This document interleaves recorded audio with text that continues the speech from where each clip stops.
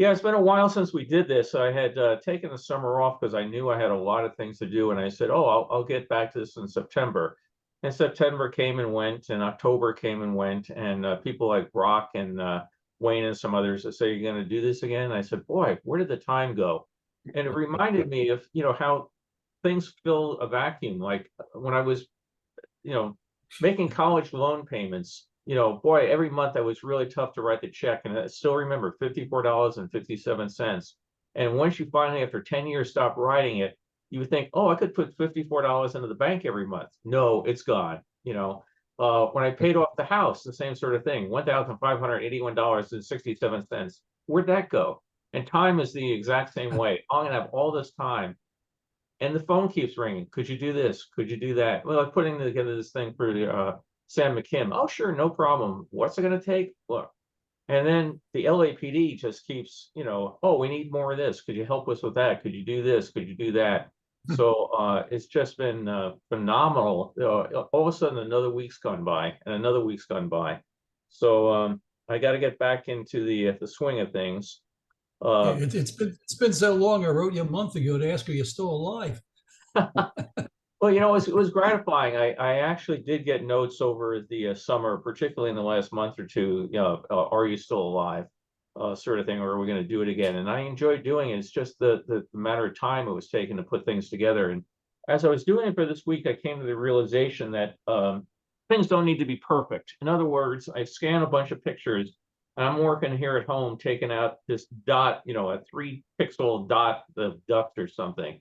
And whether I do it or not, you on YouTube are never going to see it, or on Zoom or on YouTube are never going to see it because it's that much smaller and that much, compressed when they put them online. So I realized I could actually go through. I have literally thousands of photos scanned that, each week I was working diligently to make them absolutely perfect. And I said, why do they need to be perfect? I mean, if it's good for the screen, it's good enough, and I can eventually get them later. And one of the things I started doing that took my time was I had just boxes of crap, just piled up all over the place. And I said I'm going to make a valiant effort to clean up my office and sort it all out. Well, the trouble is you take a box you haven't looked at in 10 years and you go, oh wow, and down that rabbit hole you go. But some of the stuff I found was really neat. Like next if I do it next week or next time, there's a whole bunch of pictures I found of construction of the 3940 New York World's Fair. And it was like, I didn't remember I own these, and they've been in this box in the back corner of my closet here for probably 10 years. And then some that I don't think I'll be able to show, but oh, look at all these 3D glass, yeah, they have 3D films on glass or things on glass of the 39 World's Fair, and it's like, oh, how am I going to scan these? And I'm scared to death to work with them being on glass. But I have, excuse me, so much cool stuff that I will take it out of the boxes, not say that it's all got to be perfect and everything, and we can do something with it. So I do intend to get back into the swing of things. I did not publicize this one heavily on any of the Facebook groups or anything because I just wanted to get back to it with some old friends and frankly catch up with you folks and see where some of you have been and some of what you've been doing. So I know Beth was out this morning taking pictures of a beautiful park. Don moved to Vermont, and Rock and I have seen each other at lunches several times, but not sure anybody else have any particularly memorable events this summer. Not I. Didn't win the lottery, didn't anything like that. No. No. So, well, I hope that was a good summer. We also had fun. We did take some trips this year. We went to New York, and I guess that was in July, and had a good trip. I was asked to speak at a what you call it, World's Fair event at the Queen's Theater. So went back and had fun. Saw some of my brothers I had not seen since the pandemic. But we spent one day out on Long Island, went to our Boy Scout camp in Suffolk County, and had a nice hike around there. The next day I was at our camp up in the Catskills and had a nice day up there. And then Carol and I went up to the Adirondack Mountains and just had a wonderful drive. I mean, I absolutely love the Adirondacks. And, yeah, went for a seaplane ride and played with the drone and just had fun. And then we of course had to go up to Seattle and see our now 8-month-old granddaughter. So they'll be here for Thanksgiving. So we kept more than busy, and all of a sudden the summer's gone. Now a lot of people said they couldn't make it this week. Carol included. She got a better offer. She's at the Getty for an event. So she's been keeping pretty busy with that, and all sorts of other people are traveling, or some people went to Disneyland this weekend. They told me because the Splash Mountain redo is now open, so they're checking that out. But for this week, what I'm going to be doing is looking at concept art from the '64 World's Fair. Basically, what happened was somebody had a huge collection of '64 photos and said, do you want them? I had to get them as a package. And the box came, and there's some really, really nice stuff in there. A lot of 4x5 negatives that I have to scan. But there was also a whole bunch of slides in there that were official Fair Corporation slides. And they came from the family of somebody who worked at the fair, and they would be used in presentations to try to get investors to back a pavilion. Sometimes there were things that the Fair Corporation would generate to suggest to people why you should exhibit at the fair, and they were all mixed in with other things that we've seen all over the place.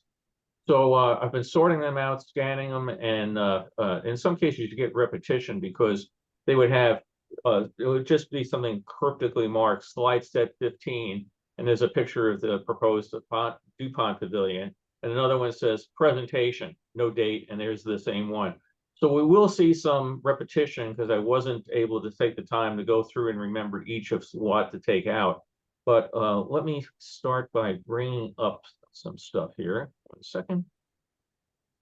Excuse me. And here, let's see, go back here, share screen. And I don't have any video today, so I don't have to worry about that. So the first section here are things you may have seen if you have my second book on the '64-'65 World Fair. That one we did a whole section on called the Phantom Fair, things that weren't built. But it's kind of fun to go through to see how the fair morphed over the years. So if you look at this one, there's all sorts of things if you look around that did not turn out to be built. If you look over about the 9 o'clock position, Country Fair, World of Food. Country Fair never got past the painting design. I don't think I've ever seen a model for that one. World of Food actually began construction, and they were not able to finish on time. So we talked about that before. Robert Moses had the steelwork torn down and sold off the scrap metal. But this is the sort of thing, as I go through these things that came from the fair corporation files, it's kind of interesting to see how many things show up there. If you look just above the Flushing River, there's 2 boxes marked graphic arts, a big one and a little one. And we're going to see more of that. That's because they were supposed to have a skyway that would connect the 2 parts of the pavilion going over the Flushing River. Not only did it not get built this way, but it never got built at all. But we're going to see some of that coming up. So without further ado, we'll jump into it. As I mentioned, many of the pavilions start with artwork. This one here is the Oklahoma Pavilion. It came out fairly close to the way the it wasn't a building, it was an outdoor exhibit, a giant diorama of the state of Oklahoma. And it's really neat. If you watch movies of it, the little oil wells are going up and down. There's some cattle that move around. But this, again, would be the sort of thing generated by an Oklahoma State committee to try to convince either Oklahoma businesses or the Oklahoma government to go and build their pavilion. I don't recall that it had a cantilever structure with people standing on it like they show here. And that's the neat thing about concept art. You can design anything with a pencil, Then when you get down to the auditor's pencil and trying to figure out if you can afford to actually build the thing, good luck. One thing I did get a kick out of this is looking at it. Everybody is perfectly dressed. Every guy's in a suit. The women are all in dresses, and we do see in the '64 fair just how many people were dressed up to go to it. But in this particular one, there's not a kid in sight. You know, it's just funny the little things you notice. A lot of times they also went to the model building stage. This is the New York State Pavilion, and there's a big glass enclosed bubble of some kind over the side that didn't get built up on the mezzanine level. Another circular loopy sort of thing over at about the 9 o'clock position. But they would build very intricate models, intricate to the point if you look at the Theaterama building in the background, the artwork hanging on the little model is actually models of real artwork that was hung on the real pavilion at the fair. So they went, you know, knowing that they had already commissioned the artwork, they were clever enough to put it on there and show you how it's all going to look. Some of the models are pretty intricate, and some have survived, a lot have disappeared. But here's the Hawaii one, for example. You have the Three Volcanoes restaurant, or four, I think it looks like four of them here. Restaurant in the front, you have the big square building in the back where they had all the exhibits and that. They do show something that was not built, a large outdoor amphitheater off to the right, where you can see some hula dancers going on. So I'd say 90% of this building, of this model was built, and for whatever reason, that particular one was not done. A lot of the models went onto the model room model, and no other way to put it was, this is the model room at the fair. Kennedy's visiting to get a look at it. So what you had were two type of models. One were the very elaborate models like we just saw of the Hawaii Pavilion, which were fairly large in size. But then they also came down to ones that went onto the model here that were all done to the same scale. This was a great way to show potential exhibitors where your pavilion would be, who your next door neighbors would be. As they were bringing people in, I've got a picture in one of the books, the model just about empty, and Robert Moses showing it to Walt Disney, basically saying, so where do you want to go? But you know, here's Kennedy viewing it. If we start zooming in on it, again, you can see how things change. For example, right here at about the center of the screen, the building with the triangular things on the roof was the Travel and Transportation Pavilion. So that was the one at the fair, actually had the moon dome on top. But for the longest period of time, this was the design they had. And it was going to be a giant structure supported by 8 beams, and the ceiling held up by cables getting anchored to the beams, sort of like they had done at the 34 Chicago World's Fair Transportation Pavilion, and it would give a tremendous amount of space inside that you could use for exhibits. But then they ended up changing it. A lot of the ones look exactly like we got to know it. You know, the New York State Pavilion looks just the same. Kodak's a little different. We'll see that more closer up. But you can also see some things that did not come to be, like the right here is American Indian Pavilion. We're going to see that in just a moment. But there's you can imagine the pride of Moses standing here. That's the mayor over on Mayor Wagner on Kennedy's other side. Is that they're showing the world that's going to come. And this is a close-up view of the model in the model room. Again, they were all done. These were done by Fair Corporation contractors. They would take the big models of a place like Hawaii, scale it all down, and put it here on the map. What's interesting is, as a lot of the models changed and were morphed over time, the model room would have to be adapted, and they would take a new model and put it in place. Well, Mike Pender, who was the director of state exhibits, was a real pack rat. And rather than just throw these models out, he took them home and he gave them his kids to play with. And John Pender, over the years, his son, has sold off a number of them on eBay. And they've shown up in other people's collections and that. And they're basically made out of plastic, you know, with, you know, cut colored. Most of them are just pretty much in white. But it is interesting that, you know, you think about something that right now people go ooh and ah for, that John and his brothers were playing with it with their army soldiers. Here's an example of how things change. This is the model of the Kodak Pavilion. The moon roof was pretty much the way that it came to be, but look how different the giant photos were. For one thing, they were much smaller. There were very many of them in a smaller sort of thing. And there was talk whether or not these things would rotate like a carousel projector sort of thing. And we ended up, they said, okay, that won't work. It's you know, a bit too much. So they went to another design, which again has a smaller number of larger pictures. But if you look at it, there's nothing on here that actually says the word Kodak. So Kodak realized that, and that's the beauty of these models. You start bringing people in. What are you looking at? What does this say to you? It doesn't say anything. So in the center of all the pictures is you know, the tower that says Kodak on it, like we saw at the fair. So again, things morph and change. Here's a good example of how things can change several times. This is the DuPont Pavilion proposal.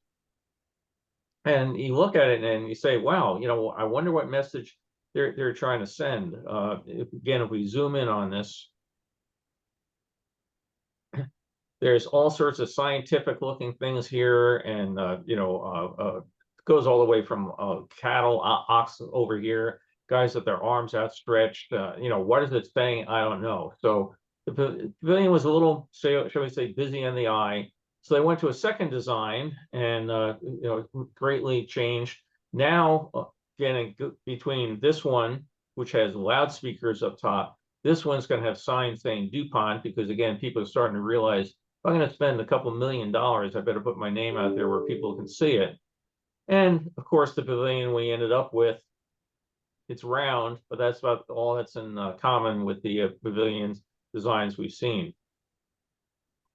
It's real easy, as I mentioned, to take a pencil and turn out something that looks really, really great. In this artwork of Walter's International Wax Museum, I liked it because it actually has a kid on it this time, and he's got a balloon.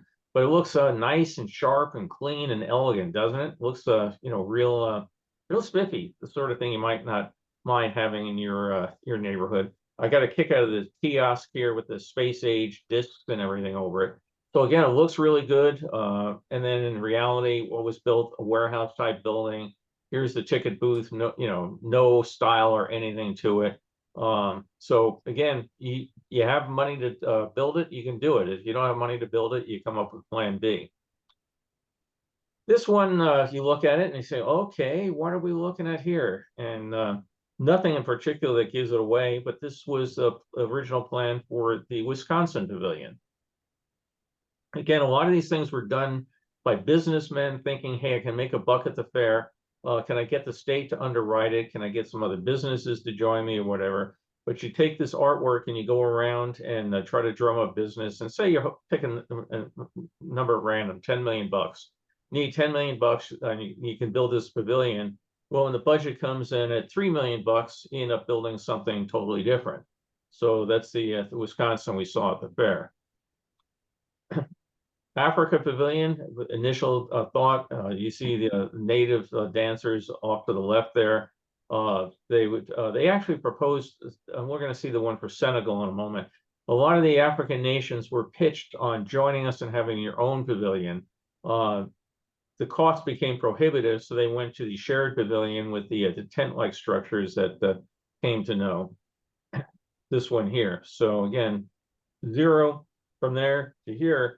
But it got the nations interested. They couldn't build the one by their own, but they were able to go into the shared one. All sorts of things. The family phone booth, the giant speaker phone, Bell System built exhibits of this, a little plexiglass man showing the relative scale of the thing. And it's just, I as a kid loved making model kits, but I was always making ones that were the, you know, Aurora, or, you know, the pre-fabricated, cut them apart, put them together. The people that can build stuff out of just a plain sheet of plastic or anything really impressed me. Initial concept for the Unisphere was to have it rotate, and on a giant thing of fountains up here. Let me let somebody else in.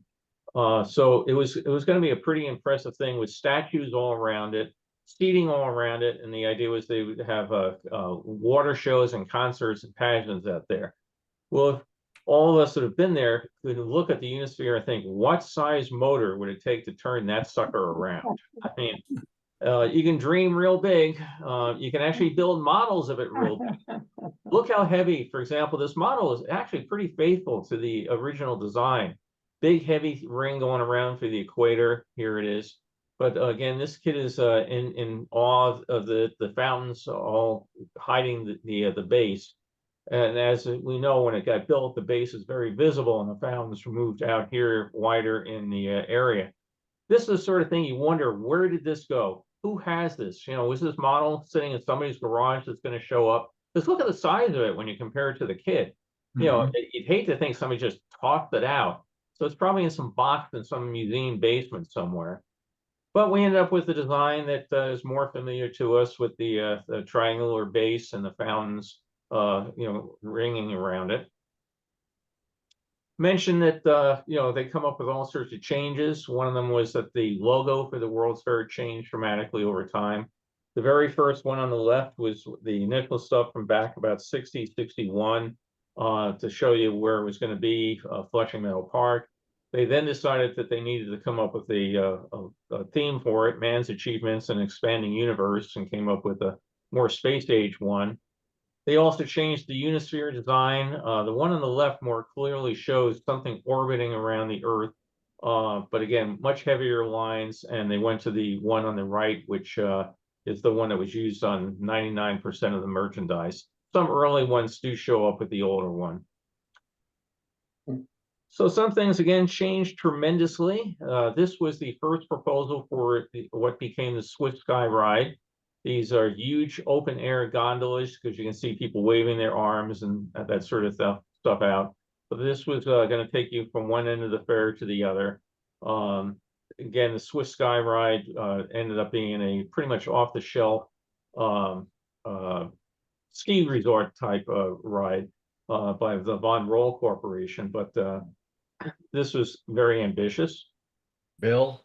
Yes. It's interesting. The architecture there looks very similar to the architecture that was proposed for the Wisconsin Pavilion, if you look at that. Yeah, it does, with those sort of arches going out. Be interested to know how many people worked on multiple different projects.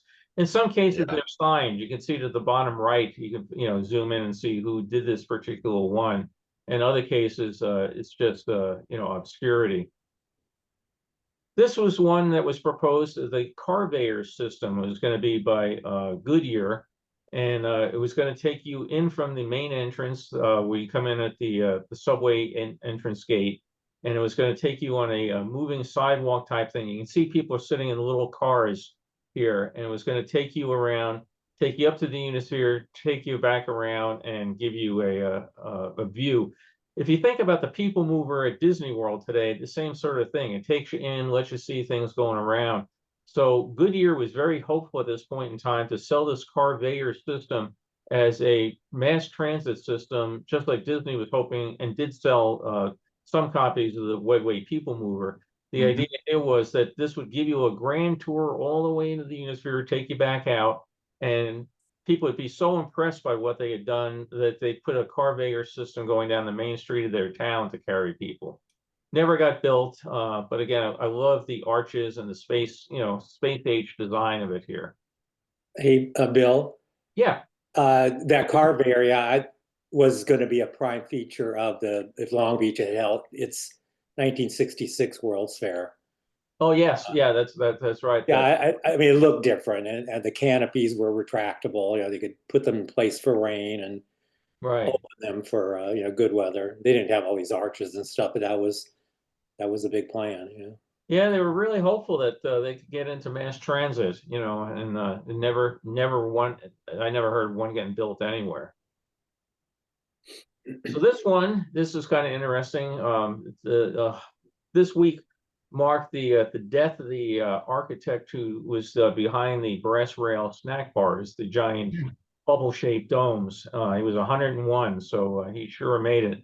But this was the initial plan for the snack bar, dead set in the center of the pavilion or the picture. So the idea was that these snack bars would be scattered all around the fairgrounds. I think you can zoom on it and see that it says, snack bar, souvenirs, that sort of stuff. You look at, just go back to it, you look at it, there's nothing remarkable about it whatsoever. And just think how much those balloons made a big difference, that people still talk to them today, about them today. The fact that, the guy was, his obituary mentioned them.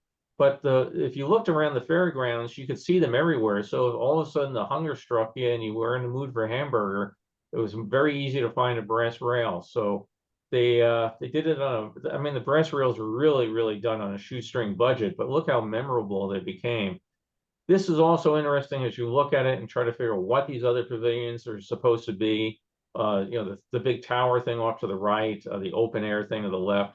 I have no idea if the architect here was trying to sell those to other people or he just put this in for something to have fun with, but I like the brass rails better than this. NASA was going to have its own exhibit. They were going to bring in the latest and greatest and put probably a Gemini capsule here in the center. You walk up a big ramp and get to see it. They eventually became part of the U.S. Space Park, but this was going to be done in conjunction with the state of Texas. This one here is called this, oh, what is it? The Century, something Progress. The name escapes me right away. I can look it up in my own book, but this was going to be a multi-vendor pavilion, sort of like the House of Good Taste, not the House of Good Taste, the Better Living Center and others. Let's see if we zoom in on it. Do we get some details here?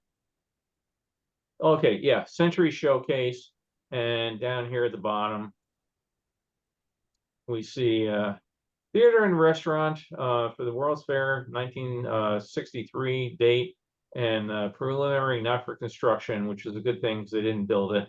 And it was done by somebody named Gonzalez. But again, I'll go back to the full size. Got into the model.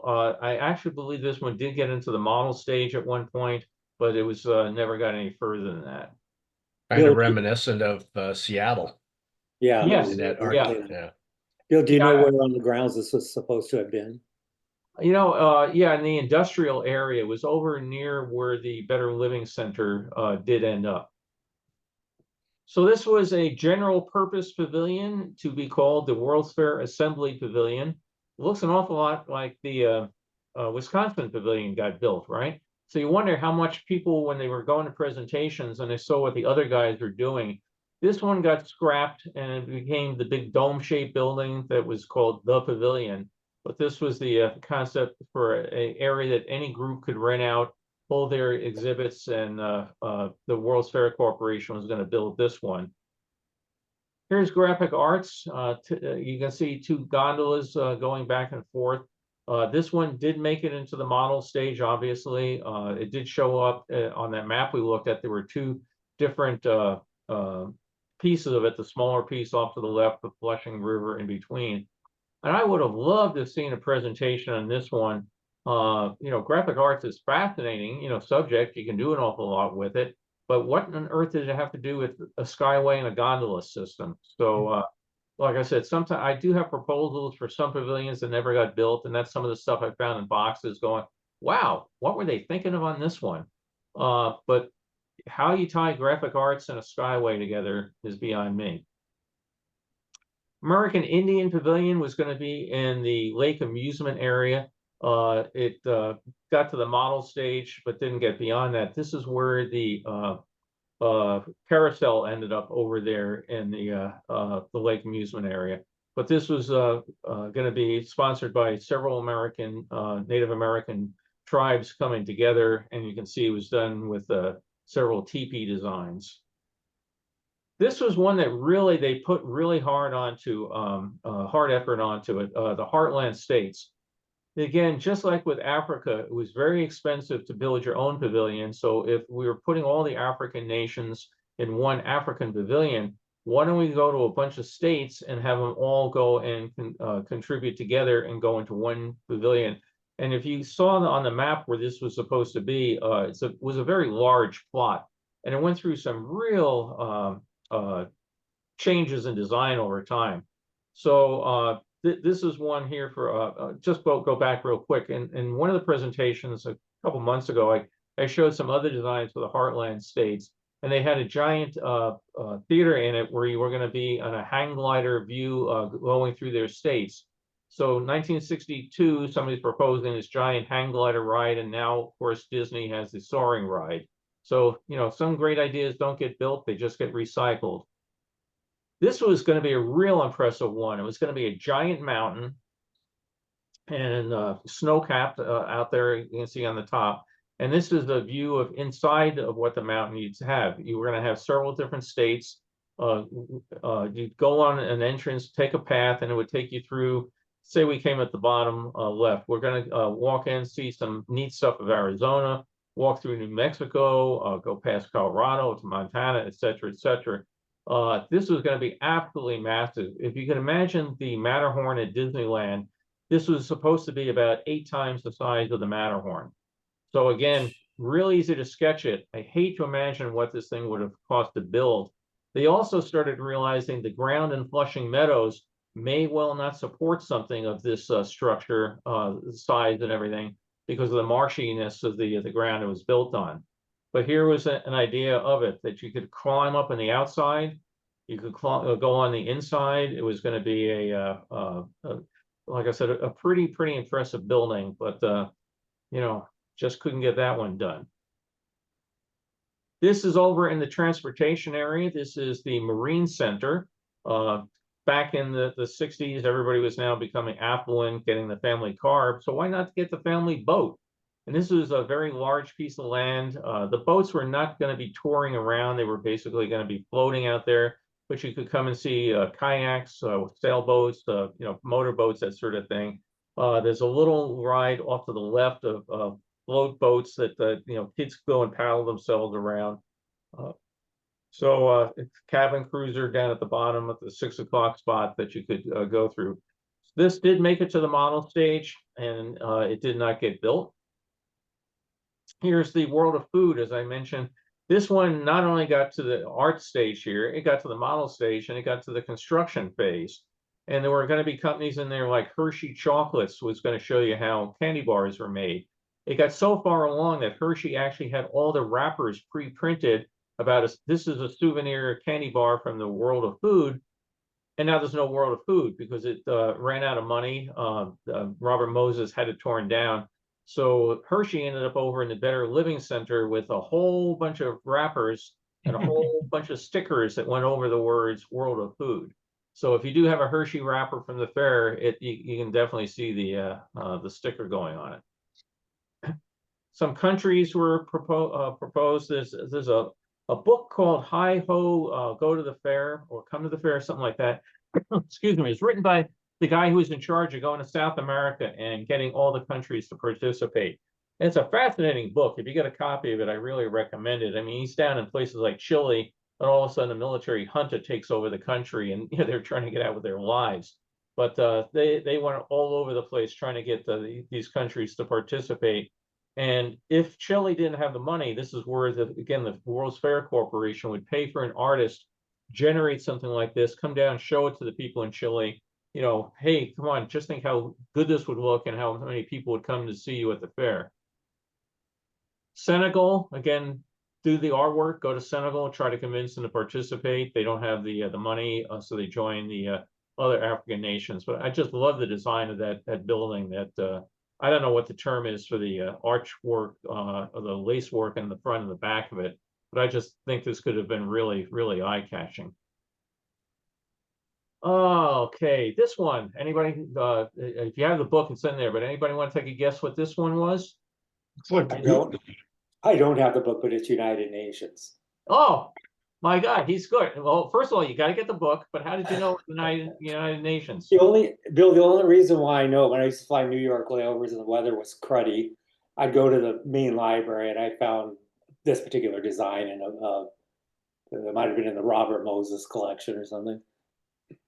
So that's great. Yeah, United Nations. So obviously what they ended up was a far cry from this particular pavilion. So, but again, made it to this point that they thought they were going to do it. State of Georgia came real close to having a very large pavilion. This one would have been great for Beth. But you can look at the size of this thing, big tower, you know, letting you know the state of Georgia, big building down there with all sorts of exhibits. This one also did make it to the model stage, ended up in the model room model for about a month. And then people in Georgia said, we're not going to put the money into it. Because sometimes big is not better. You know, if you have a small exhibit you can afford, it's better than a big exhibit you can't afford. This one was kind of interesting. This was not a model proposed for the fair, but this was a model proposed in the fair. And this was in the Hall of Education, and this was going to show us what futuristic schools would look like. That, you know, to me, that would have to be one big school. But again, somebody was so convinced that this was coming that they put this together.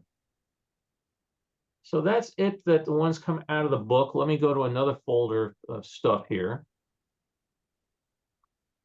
And The thing that strikes me about a lot of these is the lack of any consideration for disabled. yes, yeah, that back then that was not a factor. Let me just go to this folder. Again, some of these are going to be repeats because I got them scattered all over. But this again is the Mountain States, and they were going to have a giant arena inside where people could see it and have shows, exhibits by the states around. This was kind of interesting. This was proposed for the California State Pavilion. Really nice particular artwork, and there's nothing right here that really says state of California to me, right? Well, I could not find it last night as I was putting this together. The state of California decides not to do it. So the World's Fair Corporation, who had commissioned this, came back and put the exact same model out for another proposal for another state. I don't remember what state, but instead of California State Pavilion, it was now the Delaware Pavilion or something. So again, you know, to me, you got to come up with a pavilion that says something about your country, your company, your association. But I was very amused to see this exact same pavilion used for two proposals. Another one of the, we saw that before. This was the proposal for the general rubber tire, the Ferris wheel. What was interesting was that this one was originally not a Ferris wheel. The New York, New Jersey Port Authority ended up with the overall charter to do the transportation area pavilion. There was all sorts of politics between different parts of the state. So Moses let the Port Authority become the master planner for stuff over there.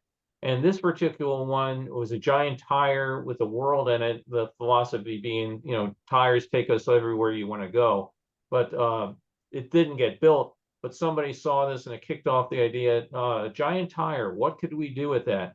So that's where we end up with the Ferris wheel, which had a provision in their contract that they would be the only giant tire at the fair. And it's amazing that you think that somebody would take the time and effort to put in the contract, I will have the only giant tire at the fair, right? Well, the state of Illinois ended up putting a very large tire behind their pavilion of a giant earth mover. And it was big enough like 2-3 kids could sit in the center, you know, where the axle would be. And at one point, the Goodyear people actually, the good General Rubber people complained that there was another giant tire on the fairground.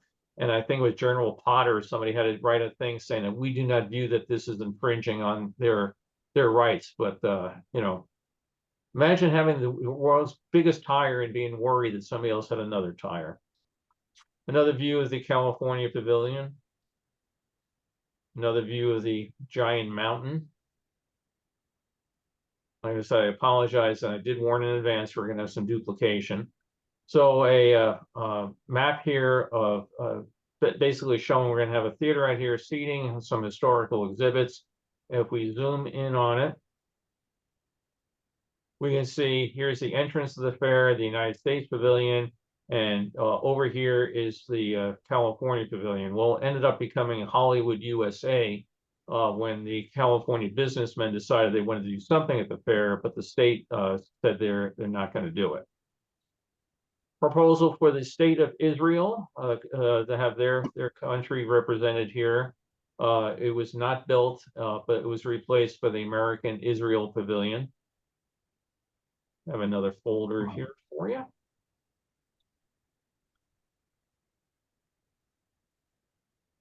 Okay. This is a proposal put together by a group that was going to make their own pavilion called Opportunities USA. And the Fair Corporation would work with people. They'd have these folders with the artwork here of the Unisphere.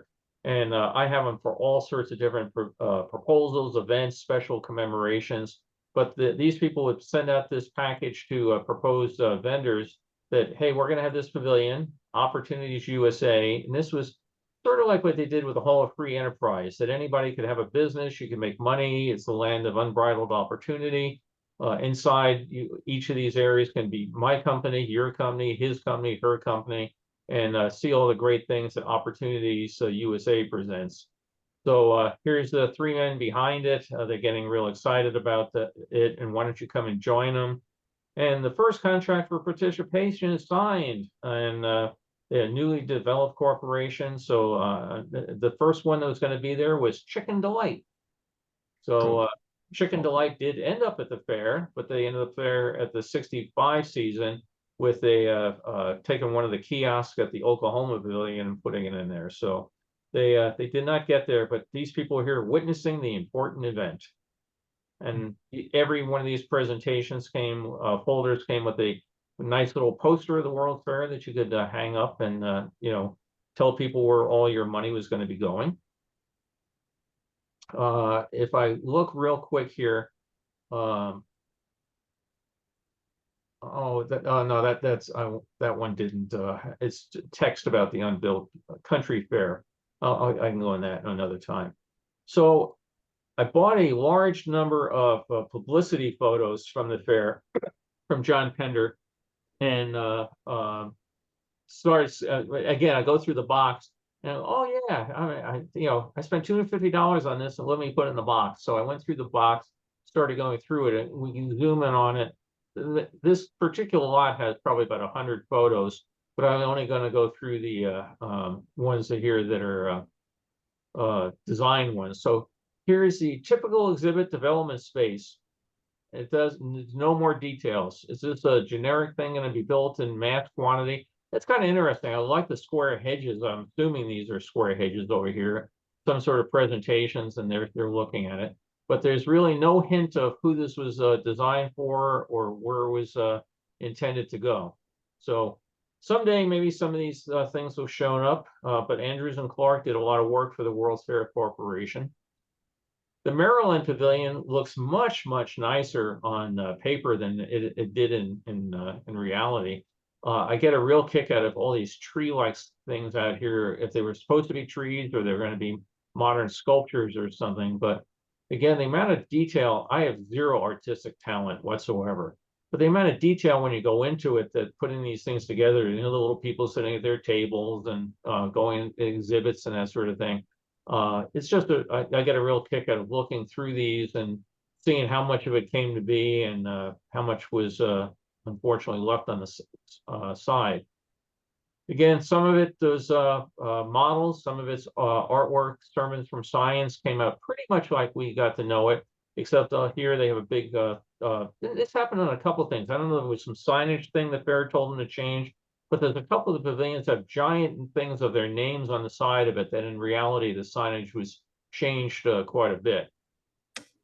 Great little model of the United States Pavilion. Again, you'd like to think that this survived somewhere, but this one actually lit up from within. So I imagine all these panels were probably done in the colors, the Caldwell plastic, like the real pavilion was. But wouldn't it be really nice to know that this is still around somewhere? This one was really a very intricate model of New Jersey. When I first looked at it, I thought it was a picture of the pavilion. But when you start looking at it, you realize, oh no, these are little figures stuck here. And it turned out to be very bang on to the pavilion that was actually built. Another model, this is the New England States Pavilion. Again, if we can't convince every state to have their own pavilion, why don't we convince you to go and share a pavilion together? So a great concept that worked out really well to get a lot of pavilions built on a much reduced budget than if they had done it on their own. We saw this earlier, DuPont in there and how it came out to be. Spanish Pavilion came out very much like the design of it, except again, if you look at the pavilion, there's no giant España written on the side of it. So why they decided to tone some of these things down is a mystery to be solved. There was also no, this whole element here of it being raised up in the air and something underneath. This was all changed. This section was basically not, well, this one here was done but this whole section here was not built for the fair. Ford did quite a few models, and they would send out some models to dealerships, conventions, that sort of thing. And they actually had at least one of these models where you could lift off the top section here of the rotunda and see the displays down and below. So this one I got a kick out of. They actually built a little bridge in the highway, so they were not only showing their model, but giving a good idea of how transportation linked into it. Again, more concept art. This one pretty much came out the way it was supposed to be. There's an extra tower that was added to the India Pavilion. Doesn't show here. Here's Mike Pender, the man who was saved so much of this stuff. Like I have a Avenue of Progress road sign from the fair. I have all sorts of weird little things from the fair that came from Mike Pender's garage. And this particular one tells you he's here with Winthrop Rockefeller, the governor of Arkansas, September 4th, 1963. And again, if we zoom in on it, there's all sorts of things that change. Some, again, things look very much like the Ford. That could be the model that we just saw the same sort of thing. It was still proposed at that time, the California exhibit. Others, it gets a little blurry up here as we, the way the camera angle is done. But I love to go and look at these things and see where things were changed and how things moved around. Here's a state of New Jersey, a model of their pavilion. Some of these pictures do have details who the people are and what the dates and time are, and others don't. This one I got a real kick out of. This particular one, this guy's writing a check. And what's really interesting is if you zoom in on it, you can see it's the Liebman Breweries who made Rheingold beer, and they're writing a check for $98,770 to secure their spot at the fair. And again, the detail that you can get in these pictures is amazing. The manufacturer's truck company, it's just phenomenal to me, what you can capture in some of these. But here's the restaurant that they were, again, here they're looking at one picture of it. But here's the restaurant they were talking about, and their whole concept here was you would come down, they would say, Cotter party of 12, put you in your little kiosk here, and it would rise up here to the restaurant where you would dine, be able to look out over the fair. In the back, it doesn't show up terribly well in this picture, but there's a big tower facility here, which was going to have all the kitchen facilities and everything. So you would place your order. It would take you time to get up there. When you get up there, they would bring your food out. You'd sit in one of these restaurants. When you're done, this restaurant would come down. This one would be going back up. I hate to imagine how much this thing would cost.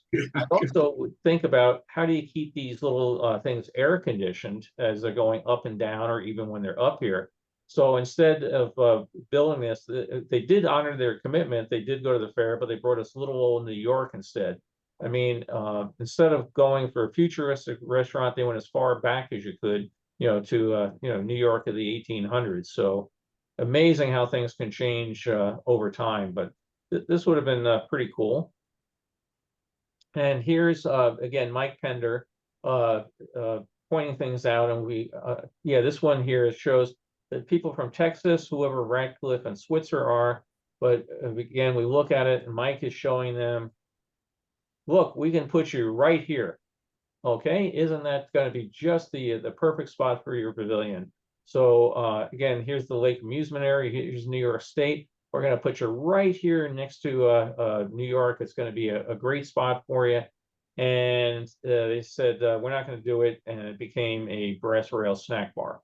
But that's where you can find some neat details written on some of these. And I like to, again, just try to figure out what was on the map for what period of time, what came off the map, and where things went.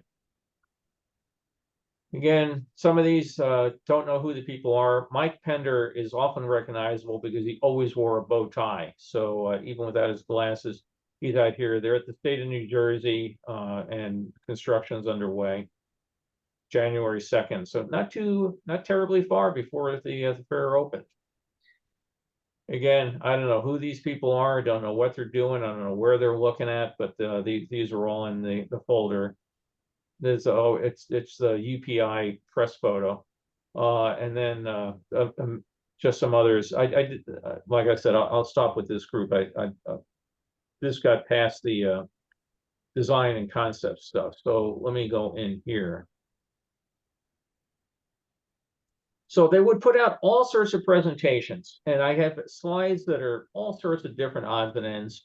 Some of pavilions, some on financial projections, and here they're going to try to project the attendance of people that they're going to be getting to come out to the fair, because the Long Island Expressway goes right past the fair site. It's going to bring all these people in, and they're showing thousands of vehicles that are going per day.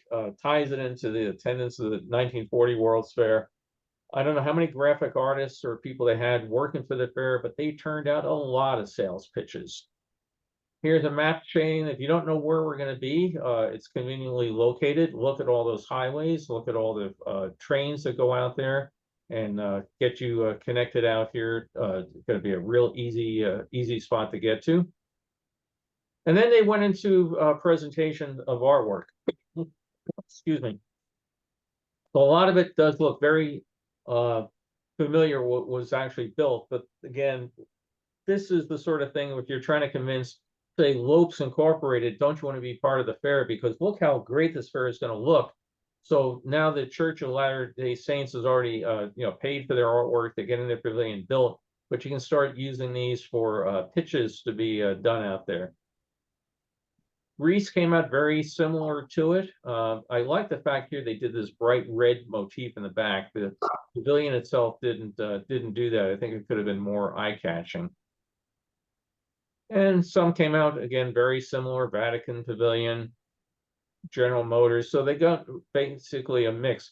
We have artwork and we have models. Walter's Wax Museum. We saw that same picture before in black and white. Same little kid, but I think before he had one balloon, now he's got two. I'll have to go back and see if they actually added a balloon or not. That neat little fountain out here. The World of Food, that biggest lawsuit the Fair Corporation had in its existence. The Swiss Sky Ride, a whole different thing that was originally built, much bigger gondolas. Dad's up here, he's getting his movie camera, he's all set to go.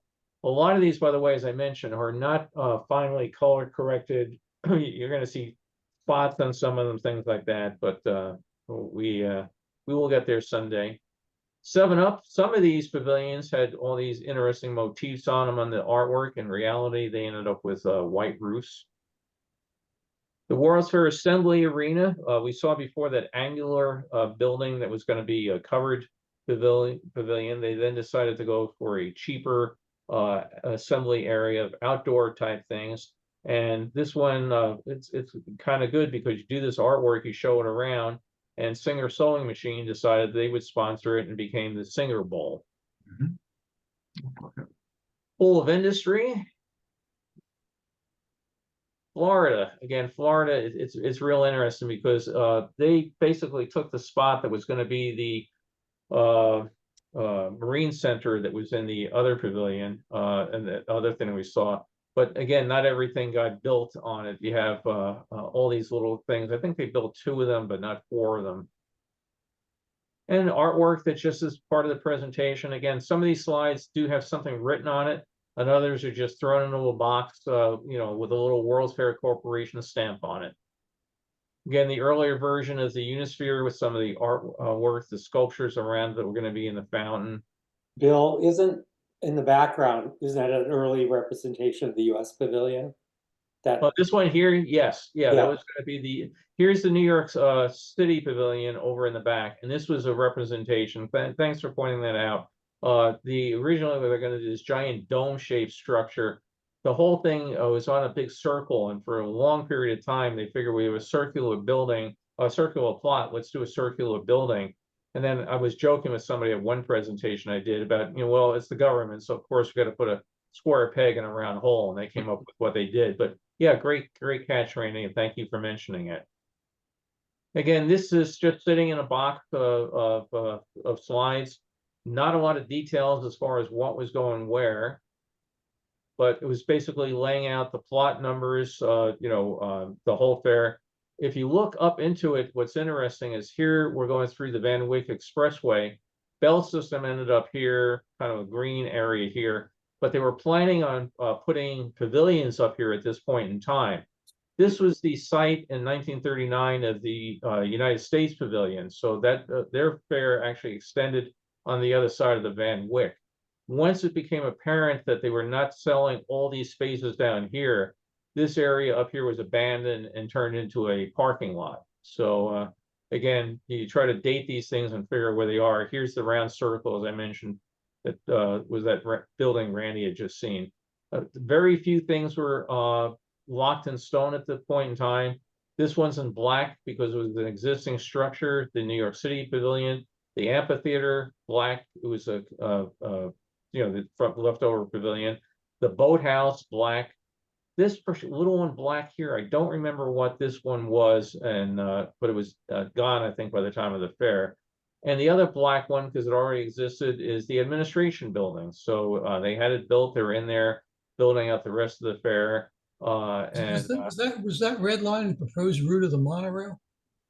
yeah, this was going to be a what you call it, a transportation system. I don't think this was going to be the monorail, but it was going to be a transportation system. The only thing that was really set, and that really shows you how things are interesting, these are kind of hard to read, but down here, General Motors is here. So no Ford, no Chrysler, again, I can't quite make these things out.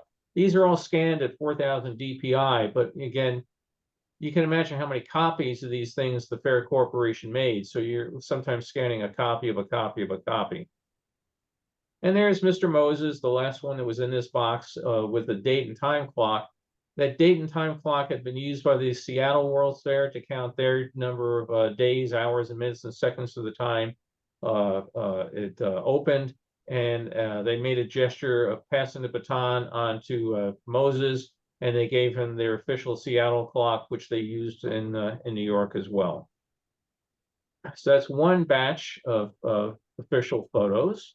And he's smiling again. He's always smiling. So the city of New York City building was going to have a whole display on city museums inside. Again, these models to me are just astonishing. I don't know where they all went. Hopefully the gas people still have it somewhere. Excuse me. The Astral Fountain during the day. Over here was another concept that this now was going to be sponsored by the United Nations. So you have the towers on either side of it. So they went from that giant building we saw before to why don't we sponsor this fountain? And then they ended up with a different pavilion. Again, these are not color corrected. You can see all sorts of dirt marks and things that I'll get to in some time. This one I got a real kick out of. Why they did this particular one in this particular style, I don't know. But this one, the lake amusement area, is kind of neat. If we zoom in on it, a lot of the stuff did get to be built. Here's the NASA exhibit that we saw the picture before, the ramp going around with the tile, the Gemini capsule in the center. You had J-Copter did get built, brass rail, the seating that we have, and this is the way the kitchen area looked, but it doesn't show with the bubbles. The Texas Music Hall has now been added. So this was the steakhouse restaurant. This was the music hall. They did all the shows inside. The aerial tower ride is here. What you call it? Flume here. But then over here, the Indian Village never got built. So again, it got pretty far into it before they pulled the plug on it. Monorails toting around the lake. Here, this was the John Brothers North family circuit, or North World Circus, but ended up becoming the Continental Circus. All sorts of boat rides out in the lake, monorail station in Florida. So I got a real kick out of this one. No idea why they singled this one land out, or they could have very well done these for the others, and I just haven't found it so far. So, like I said, I was pleased to have that pop up. Bill, what did the sign on the mermaid say in the lake there? I couldn't quite read it. Oh, okay. Let's go zoom in on it. It's below the Santa Maria. Yeah. Felt like it looked like she might be advertising. World says WF ticket. I mean, Yeah. okay, so it's World just Fair ticket. She's got her ticket. She's not trying to sneak in. The Marine Center, again, a different, the same concept, but this time in color. And again, if you zoom in on it, because some of these are in better details than others. Again, you can see boat ride out here. and all sorts of people looking at all sorts of things that we're going to hear. They knew at this point in time they were going to have the trams going around, so it ended up being a bit different than this artwork, but you could definitely see the Goodyear trams in there. Some countries went through some changes. Malaya became Malaysia and was exhibited at the fair. Travelers, pretty much bang on. New England states, again, just shows you how much color adds to some of these, but all sorts of little people going to visit the exhibits. It looked like New England made the handicap ramps. Yeah, They're express purpose, but one on either side. Yeah, I tell you, it's interesting because, it becomes so much more sensitive to things today. Back then, people just took stuff for granted. And the World's Fair would have been a tough one for people in wheelchairs at a lot of the pavilions. But some of the places like Ford did make specific provisions for how they could get people up the speed ramp up there. There were no stairs, in other words, or escalators that they used speed ramp. And the system was designed by Disney that you could slow it down and stop it to put people from a wheelchair and get them into the car and start it up again. So stuff like the Skyway you just couldn't have done, but others they did make provisions. One that made particular provisions for was the Vatican Pavilion, where they had two things of moving ramps going past the Pieta at the main viewing area, but the back one was a stationary floor for people with mobility issues. They were figuring people with canes, wheelchairs, and that, and they specifically designed that area with that in mind. SKF, the folks that gave out the ball bearings. Here's one that was coming very far along, France Pavilion. This was going to be a really spectacular big pavilion. Very tall tower, and they were telling them they had to make sure it didn't draw eyes away from the very nearby New York State Tower. And then the BIE came out and said, if you put a pavilion at that World's Fair, you'll never get one in your country again. So all of a sudden, France said, we're out, we're done, we're not building it. So it became the Paris Pavilion, which was basically a corrugated steel warehouse that was built by private industry. But this shows how well everything was going for international participation until Robert Moses decided to be a jackass and piss off the BIE. And it's scary to think how many other of these beautiful things could have been built. Again, more maps that show up. We zoom in this one a little. Road, they call it a viaduct, which became known as the Van Wyck Expressway. But very few details. This is basically just showing everybody how well located it is. It's very easy to get there. The fair is going to have all sorts of roads, buses, subways, all that sort of thing to go. I showed this one on Facebook, and it's real interesting. There's no art, no description of the artwork, and you try to figure out what pavilion this could be. And a lot of people think it might have had something to do with electricity, because these sort of look like towers with electrical lines or something out there. It could be total wishful thinking. Again, that's the trouble. You end up with this thing, and it just has a stamp on it. Copyright World 1964 and 65 New York World's Fair. Copyright 1963. What it is, I don't know. I did try a Google reverse search on it, and it came up with stuff that meant absolutely nothing. But somebody was thinking of something. Again, the model is kind of fun at times to go through.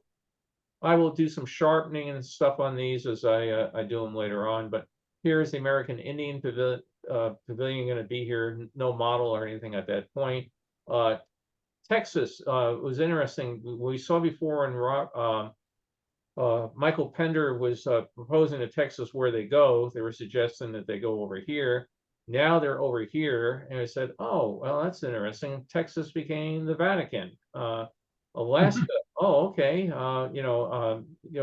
Different states.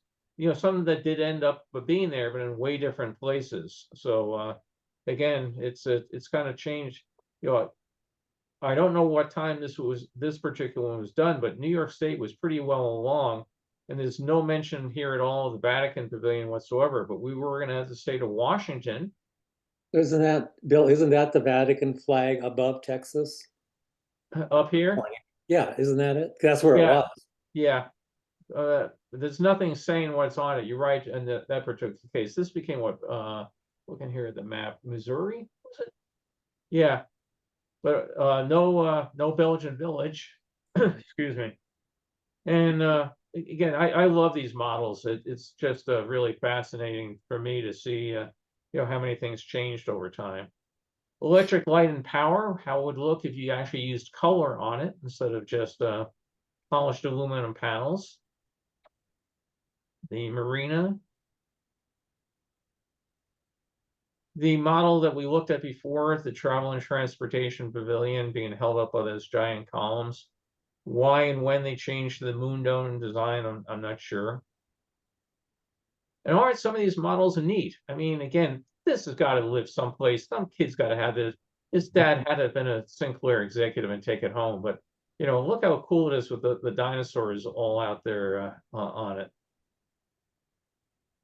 They did artwork again. This came part of the presentation of the Serpentine phone booths. No idea what pavilions these are supposed to be. More of the model. Earlier version of the Kodak carousel up here. Back to Florida. Neat little model of the heliport with a giant helicopter up on the top. And again, I don't know how it will show up till I restore it, but yeah, the Port of New York and New Jersey exhibit building, World's Fair. So more model. If we zoom in on it, they use these little nameplates to put the spots, hold the spot until they got a model made. My roommate from college, his father was the vice president of the Long Island Railroad. And I have sitting here on my desk, I found the envelope with the LIRR nameplate that came off the model, courtesy of Mike Pender, that I have to get to my friend for his father. But look at the teeny itsy bitsy little Sinclair dinosaur model here with the brontosaurus up on the roof. So again, they employed a whole host of people to build all these models. And yeah, New York, the US isn't on here yet. Some of the other ones, I think this is Turkey was supposed to be here. Here's where Georgia was supposed to go. Virgin Islands. Again, it was really easy to make a little nameplate, put it on there. So when somebody else came in, they didn't see all this empty space. They could think, oh, wow, Georgia signed up, Puerto Rico signed up, Virgin Islands signed up, And look at all the flags of all the nations they had hoped for to be out here until the BIE explosion. So, some are self-explanatory, some are very repetitive. This one has multiple helicopters up on the roof. Again, US going to be here, but nothing filled in. It shows you how late some of these things got to be done. I mean, New York State was very well along. Look at General Motors very long, and they had not come up with a design yet, for this one. So it's amazing. Ford's not there either. What's that? Ford wasn't in that one either. Look to your left. Yeah, not here yet. Well, Ford again, we know that was delayed. We talked about it on the Ford and Disney presentation. They had fired 11 or 12 design firms, and Disney came in as sort of a Hail Mary. And Disney was the one that recommended Welton Beckett Associates to design the structure. So at this point in time, Disney had gone to General Motors. They said, "Oh no, we're very far along. Go to Ford."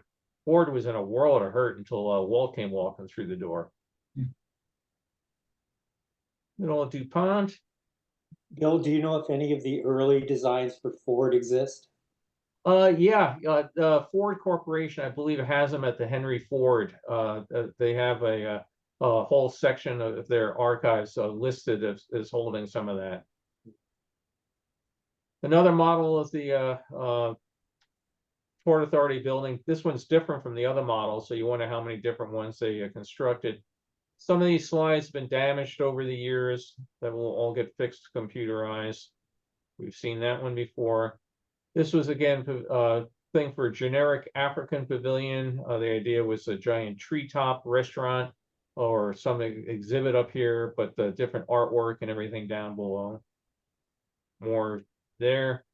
Kind of neat one of the Schaefer Center. What's interesting is you can see down in the bottom of some of these, sometimes the wording is cut off because when they were making these copies, they were making them by the who knows how many. They didn't even necessarily frame them right. Just take it, throw it in the slide duplicator, crank it out, take another one, crank it out. This was still going to be the Ringling Brothers North Circus at the time. This came out pretty much the way anticipated.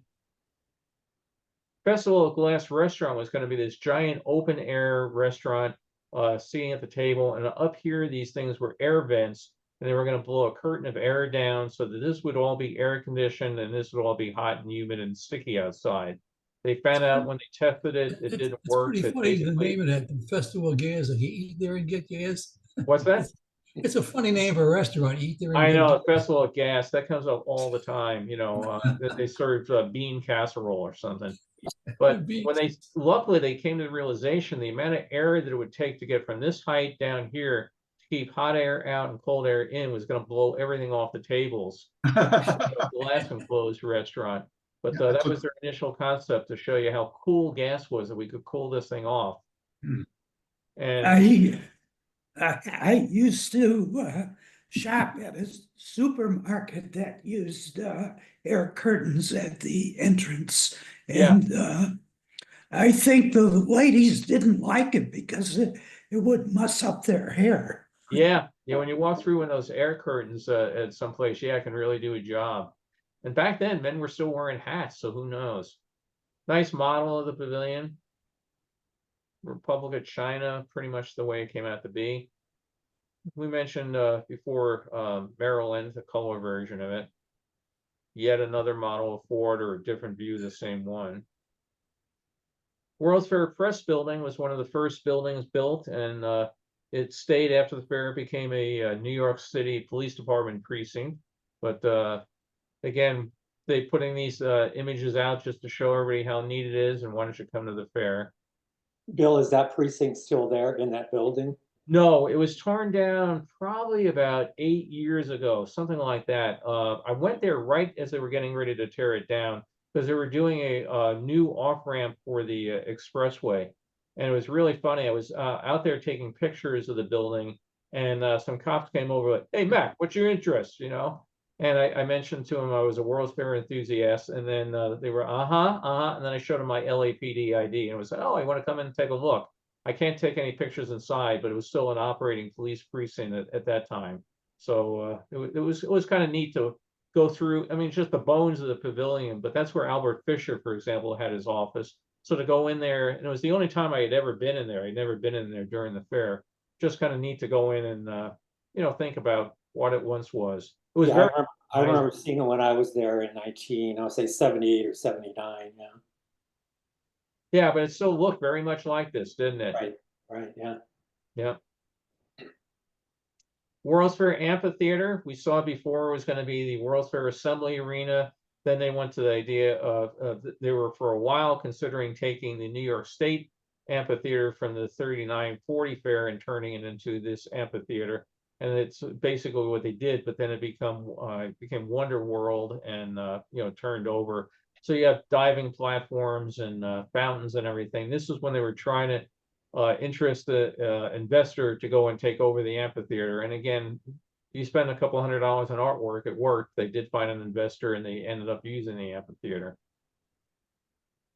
We've seen that before. Texas, the Frontier Palace Restaurant. Model of the United States. And look at, again, all the little details, the stairs and everything inside, fountains out there. And more of the model. I won't bother zooming in on it all. This one was interesting. Go through the thing, and Jones Beach. Why is this in a thing of the World's Fair sales pitch? Well, it's because Robert Moses was the genius behind getting Jones Beach made. When they started on this was basically a sand spit out into the ocean, and they did a tremendous amount of work of hauling in sand and building these beaches. This is water tower. It's got the nickname like everything else. It looks like a Cleopatra's Needle. But Robert Moses is really responsible. This is parkway that runs all the way up Jones Beach. goes out to what you call it, Fire Island, that sort of stuff. If you're not familiar with the area, this amphitheater here, it's still there today. It was built in the 30s and used for open air performances. And Guy Lombardo did a lot of shows out here, and I can remember going. It's still there today, but you can go out there and they'd have giant shows. I remember seeing like South Pacific and stuff. The stage is here, the seats are here, and there's water in between. So they could build all sorts of massive sets on barges and bring them in and have them come in. And things that they were not the space for. The stage out here is pretty big. It had what you call it, a turntable and stuff on it. But I went to a whole bunch of musical performances out there with my folks over the years and really enjoyed it. Then they did a number of rock concerts out there. Stuff like that. It had fallen into disrepair. I think it's been revamped and going again. Is that And a large parking area in the center? that's all parking? exactly what this is. We are parked right here. I tell you, when you went to Wow. Jones Beach, it was definitely an ordeal because you came out and these parking lots were pretty big. This one here was more, this area over here is called Zach's Bay. We're doing more on Long Island than I anticipated, but Zach's Bay, very calm. Take your kids out to the water. It's all salt water, but no waves or anything. And that parking lot was for that and the amphitheater. They let me just go back out. They built several of these large fields and they filled up. So over the years, they would expand the beach in both directions. And way down here, it doesn't show, they built what's called West End 1 and West End 2. The amount of sand between the cars and the water was astonishing. And the sand would get really hot. And you realize real quickly, when you went to the beach, you wore sandals or sneakers or something, because trying to get from West End 1 and 2, it was about a 10-minute walk across the sand to get out there. Ouch. A lot of this has changed since then because with a lot of storms, there were some of I'll zoom in here. If you ever get a chance to go to Jones Beach, it's a great, great spot to go. They actually, this is the sort of thing I cannot figure out. We're going to the beach, right? So what do? You build a swimming pool. These swimming pools are amazingly popular because not everybody likes to go into the ocean and get battered by a wave. So, but they were very popular. There's also, they don't show too well in this picture. There's a lot of small snack bars and restaurants. So they built like Field 1, Field 2, Field 9. There's a small restaurant, gift shop, and then, it's great for buying your hot dog and Coke and going down to the beach. But some of these, the water is now right up to the highway. So some of these areas here have been totally washed away. And then West End, I can't remember, 1 or 2 is now a nature preserve, totally closed off because they realized it was a habitat for a rare endangered bird. So whatever those birds, some sort of plover or something, they live down there. But again, trying to convince people, Robert Moses is the man to build the fair. Robert Moses built everything you see here. This was just sand and water until he came along. So it was a great sales pitch. And one other real quick thing, let me zoom in on this. If every time I'm in a bunch of Long Island groups, you have the what you call it, the roads over here, the beach and everything over here. How'd you get there? Well, there's a tunnel that goes underneath the roads. And you can post this picture of Jones Beach, which I did, and people immediately like, oh my God, remember the tunnels, because people would go through the tunnels and yell and it would echo and reverberate and kids just running through. So you want to find out if somebody's from Long Island or not, just mention the tunnels at Jones Beach and see their reaction to it. Well, Robert Moses also built the highway system that Yeah. took people there. When you think about it, he Yeah, was yeah. he was the head of 13 different commissions at one point, Yep. all having to do with civil works projects. It's just amazing. Yeah, again, if you're from the island, it's interesting. Carol and I were driving the other day and we saw a sign for the Pasadena Parkway, which you don't see the word parkway much here in California, but you see it back in New York. And if you went to things like Meadowbrook Parkway, they were actually designed so that you could pull your car off to the side of the road. There was a stream with picnic areas and everything, and you could sit there and have a picnic. Over time, they've widened the highways, they've taken out the spot, and a lot of the things were ponds or canals or rivers that had all been put in the ground in concrete tunnels so they could build on top of them. But you know, growing up on Long Island, you just took it for granted that all your highways were tree lined with beautiful you know, plants and everything off to the side. Do you remember, Richard, the wooden light poles? I You don't know. Yeah, all the light poles along, like all the highways on Long Island were wood light poles, and they came up with a wooden arm and everything. And turned out, of course, if you hit one, they would splinter and go through your windshield and kill people. So now they have all the breakaway stuff that they put in. But the parkways at that time did not have concrete dividers or anything in the center. You had grass fields and trees, and it was real pretty driving. And then you get out and you drive onto the New Jersey Turnpike, and you go, "What the hell is this?" Well, So, the parkways are fascinating out there. I worked at Jones Beach while you guys were at Onteora, and if to get to Jones Beach, which is about the widest beach I know in terms of sand, which makes it great. You walk quite a distance to get to the water. When you drive your car along, you go over a couple different bridges that really go past these lagoons and cuts and stuff like that my friends used to kayak through and take their motorboats from. It was a fascinating area. It still is really attractive. People do like it, and I've spoke to friends from New York that used to like to go out to Jones Beach.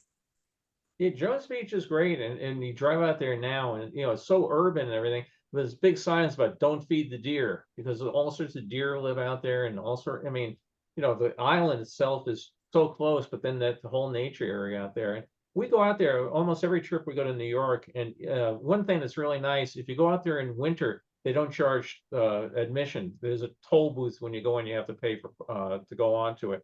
But you go out in winter, it's closed. It's also colder than hell, but one or two of the snack bars are open. And I went into one on the last trip we were there in winter, and there's guys out there inside playing chess, and these people just go out there and sit there for the day with their club. And have you seen Bob? No, he's with Harry. He'll be back later today, and that's their spot. But you look outside, and there's the ocean. It's a really cool spot. Really recommend it. We'll get back to concept art. The gas station of the future by Sinclair. This was built. It's interesting that the one that was built is different than this one.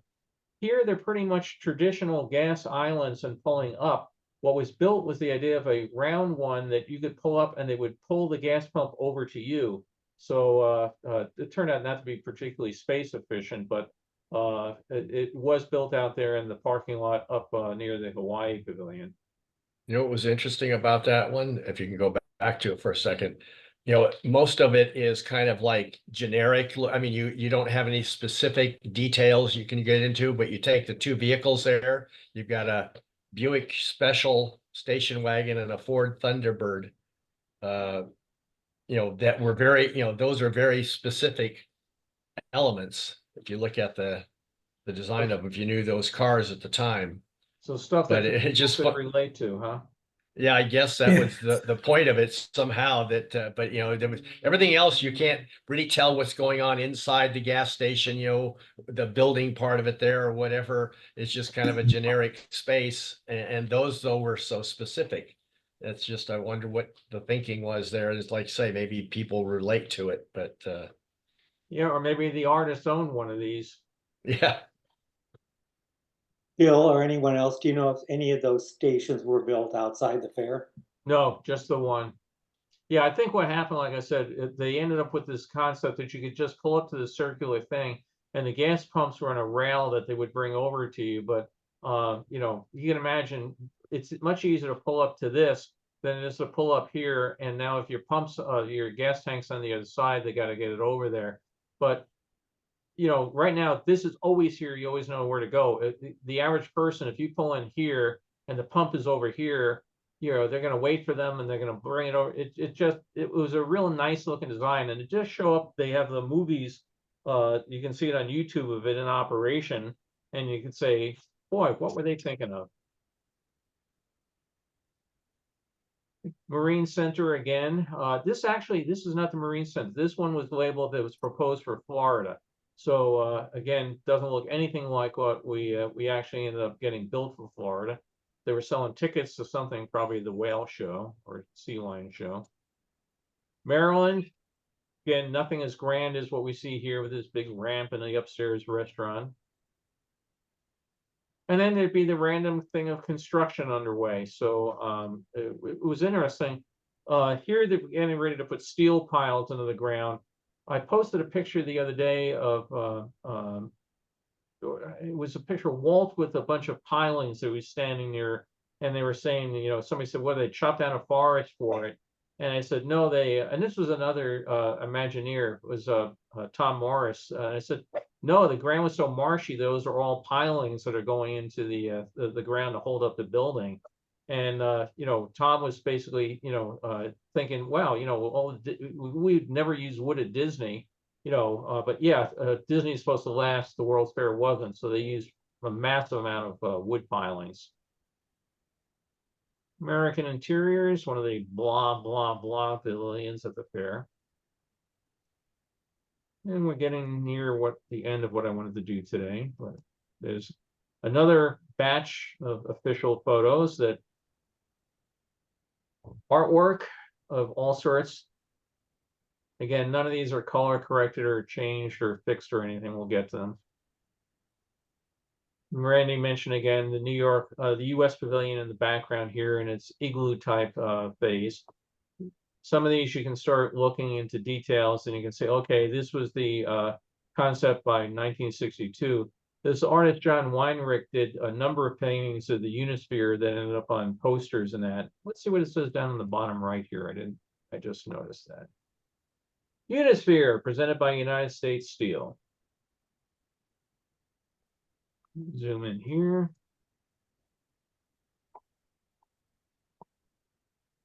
Kivett and Myers, a pavilion of unknown whatever. So it almost looks like part of the Canadian pavilion at Expo 67. Yeah. That's still there, yeah.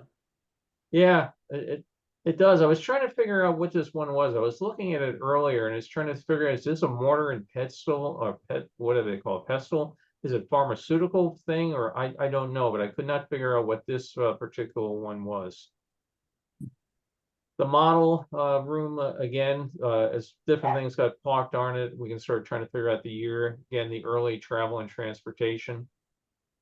Albert Fisher has a great picture that he posted of some guy. The Unisphere here would come out. It was on a removable section so that they could have somebody go up, stick their head and arm out through the Unisphere and move some of the other pavilions around so nobody's had to walk on it. And one guy took the thing out and stuck his head out there in the place of the Unisphere. And I don't remember what his name was Albertville or Albert World or something, but it's a really great picture of this one giant head looking out at all the pavilions. Excuse me 1 second. I have to see what are you barking at, dog? Carol is not here. My assistant is not here. So excuse me 1 second. Chat amongst yourself. What are you barking at? Come over here.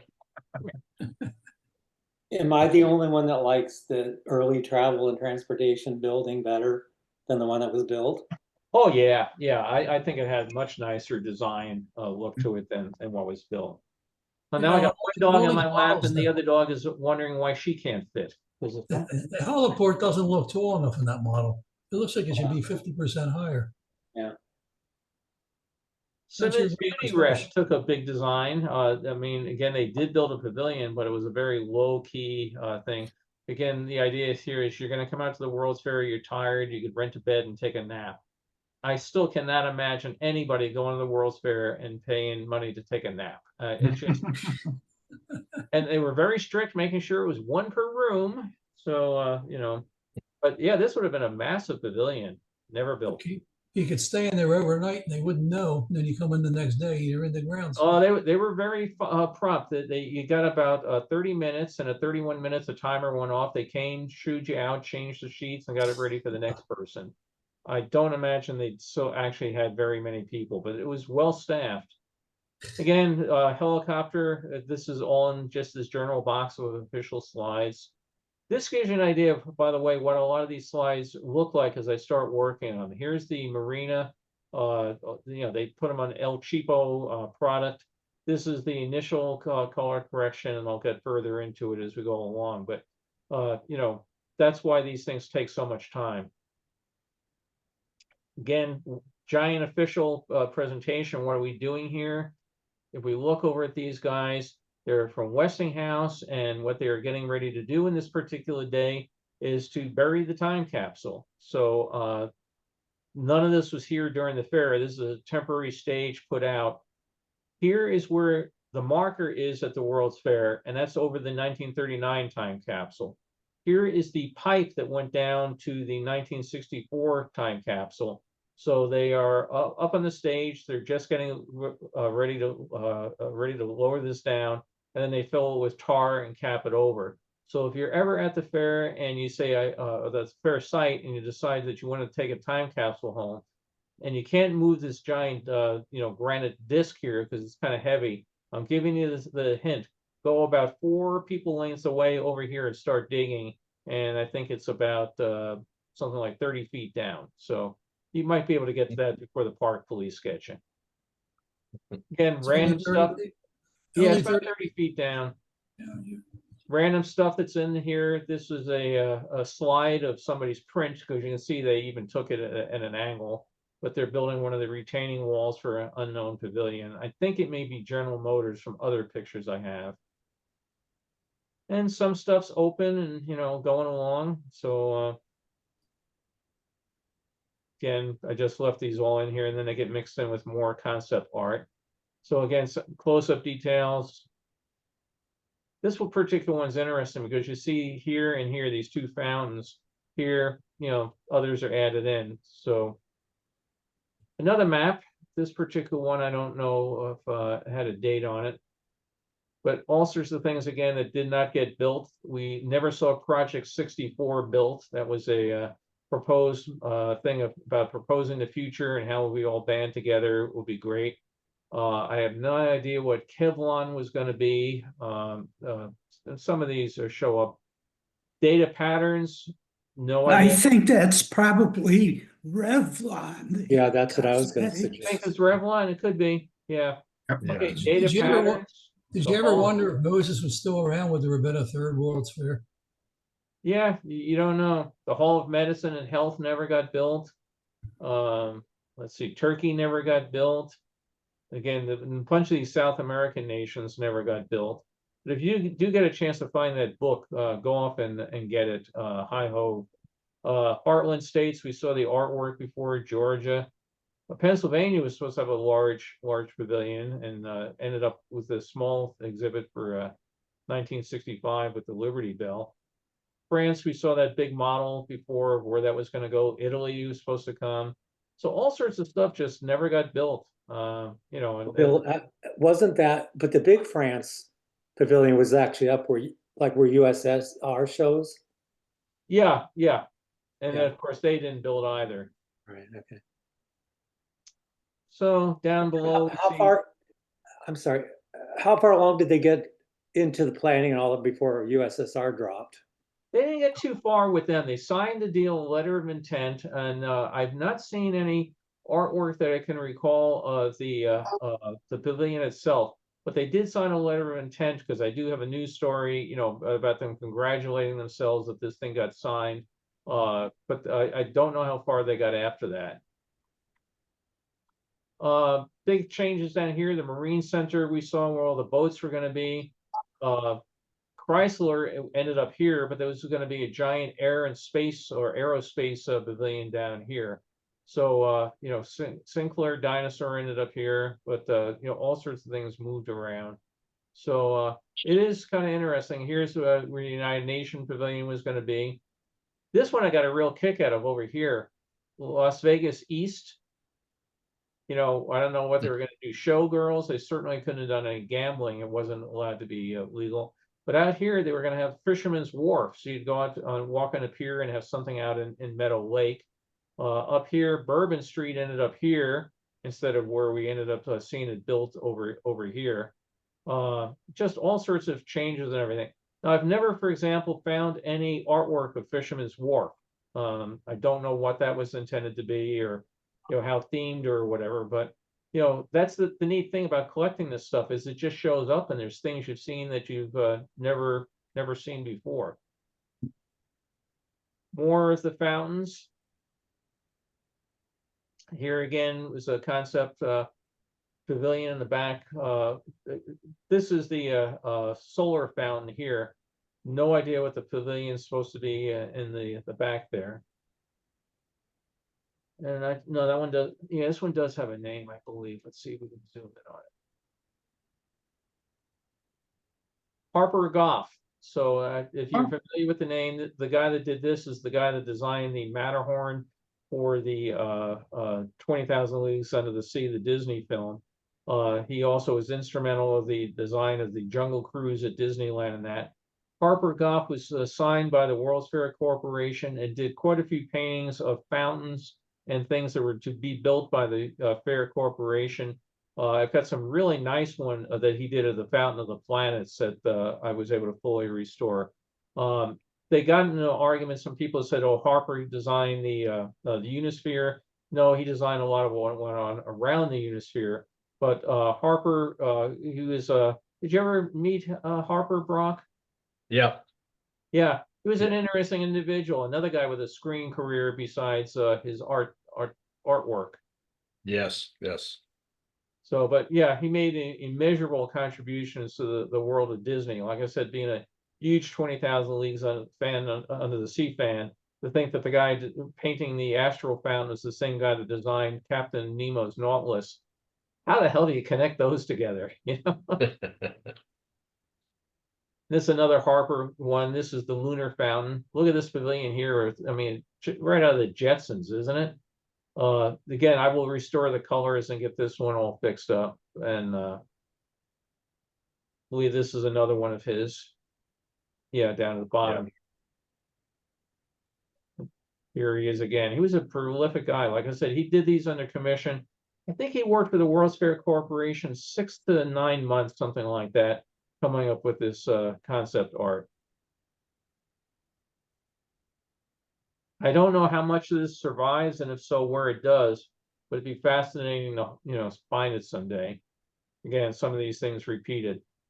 Now, real quick to end this up, they did all these to convince people to go and participate in their fair, but they also used them for opening when the fair gets built, and they were trying to sell stuff to people. Just seeing if there's anything else. Oh, yeah, real quick. Go through this batch real quick. Again, sales pitch, send it out there, trying to get people to participate in the fair. So a title slide they did, some of the artwork of things we've seen, a different model of the group call booth, which became known as the family phone booth. Mexico, General Motors again, Sinclair. This was Japan, Wisconsin again. Caribbean never got built. But this was, again, these are pictures of the way that they turn out. So basically, it's kind of interesting if you look at it. World Fair 1, 9, World Fair 105. Well, there's an awful lot of color slides of architects' renderings.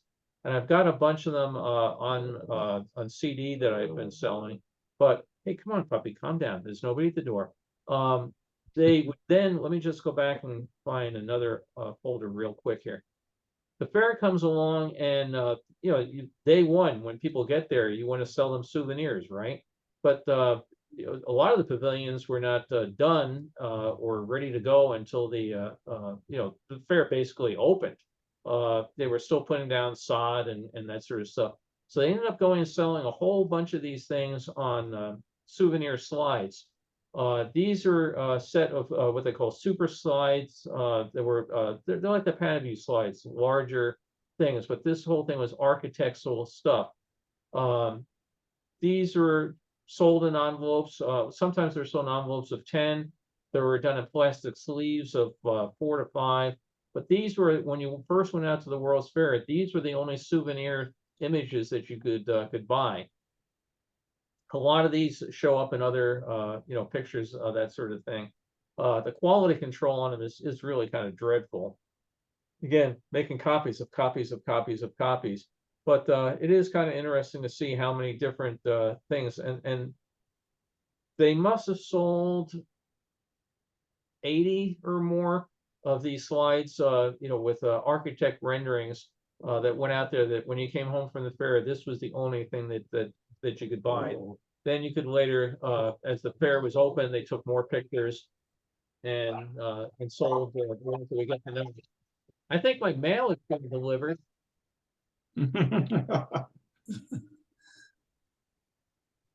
So anyway, I hope that was interesting. And to me, like I said, I find it fascinating to see, what people could have done if they only had enough money. And in some cases, like the world of time, the world of food, rather, if they had enough time. They just, concepts are easy, execution is hard. But if you don't come up with those great concepts, you got to come up with something to start with. And some of them ended up being pretty close. And, like we said, we see on some of them, DuPont, plan 1 didn't work, plan 2 didn't work, plan 3, okay. With Ford, they got the plan 12 before they finally got something that works. So a lot of iterative designs in there. So I hope folks saw something new and some designs you had not seen before. Someday I hope to get to New York and spend a couple of days at the Fair Corporation files at the New York Public Library and see how much they have on some of these pavilions. Because like the data patterns pavilion, what the hell was that? See how much there is. I do have a text document that lists a whole bunch of pavilions as of 1962 or 3 that were coming along, and they were hoping to sign the contracts and last minute additions. And some of them you just go, wow, that defies belief. But if you could have a pavilion showcasing the world of ball bearings, I guess you could fit almost anything in there.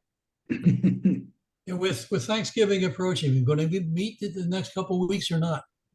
Yeah, I have guests coming in for Thanksgiving. So what I think I'm going to do next week is go and look at the 1939 40 World's Fair, starting with construction photos. And I've mentioned before on the 39 fair was kind of interesting. Things you could never ever do today. They would let people come in and pay to come and see the fair under construction. They did that on the first one I know that did it was the 33 Chicago World's Fair. A solid year before the fair opened, people could come out, pay 50 cents or whatever, walk around and take pictures. They did that for the 33, 34 Chicago Fair. Then they jumped up. I know they did it at the Golden Gate International Exposition in San Francisco. That again, they would have a thing where, like for your ladies club, if you wanted to raise money for your ladies club, you could go out there and they would put up a tent for you, and you would come out and they would cater a meal, and then the people would be out there, seeing the pavilions, and pile drivers going and tractors and trailers and everything going. They were a little bit more refined for 39 New York. They didn't do it. They did it mostly on weekends when the site was not under construction, but they would again charge you money to come in, and they made a fair amount of money, no pun intended, for people coming in and wandering around. They had guards there. That was almost all exteriors. Chicago, they let you actually go into some of the buildings before the exhibits had been built. But in New York, they would walk you around and let you take pictures of things. Seattle was even crazier. They just let you come in.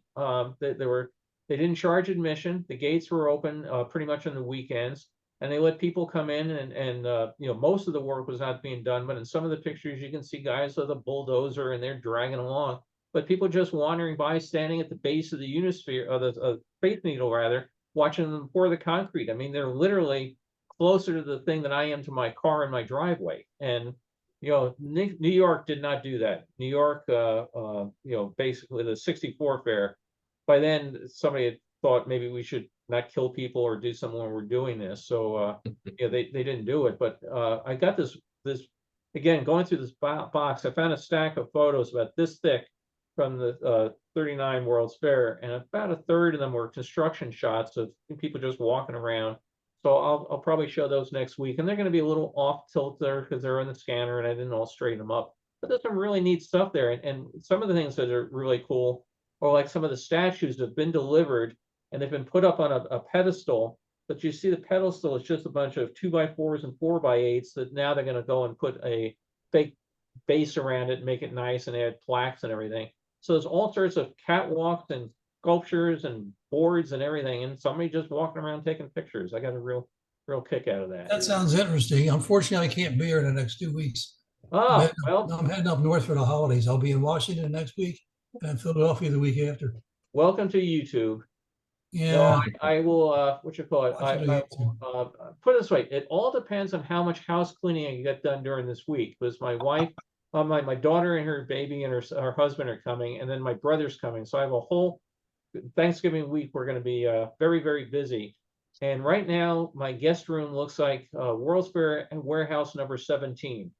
So I have a lot of work to do. I'll decide probably by Wednesday of this week. I'll send something out. If I don't get to it, I'll wish everybody a happy Thanksgiving in advance. But I do want to thank the people that did send me notes. I see a lot of you out here during the time we did it. Brock and I were talking about this at lunch one day.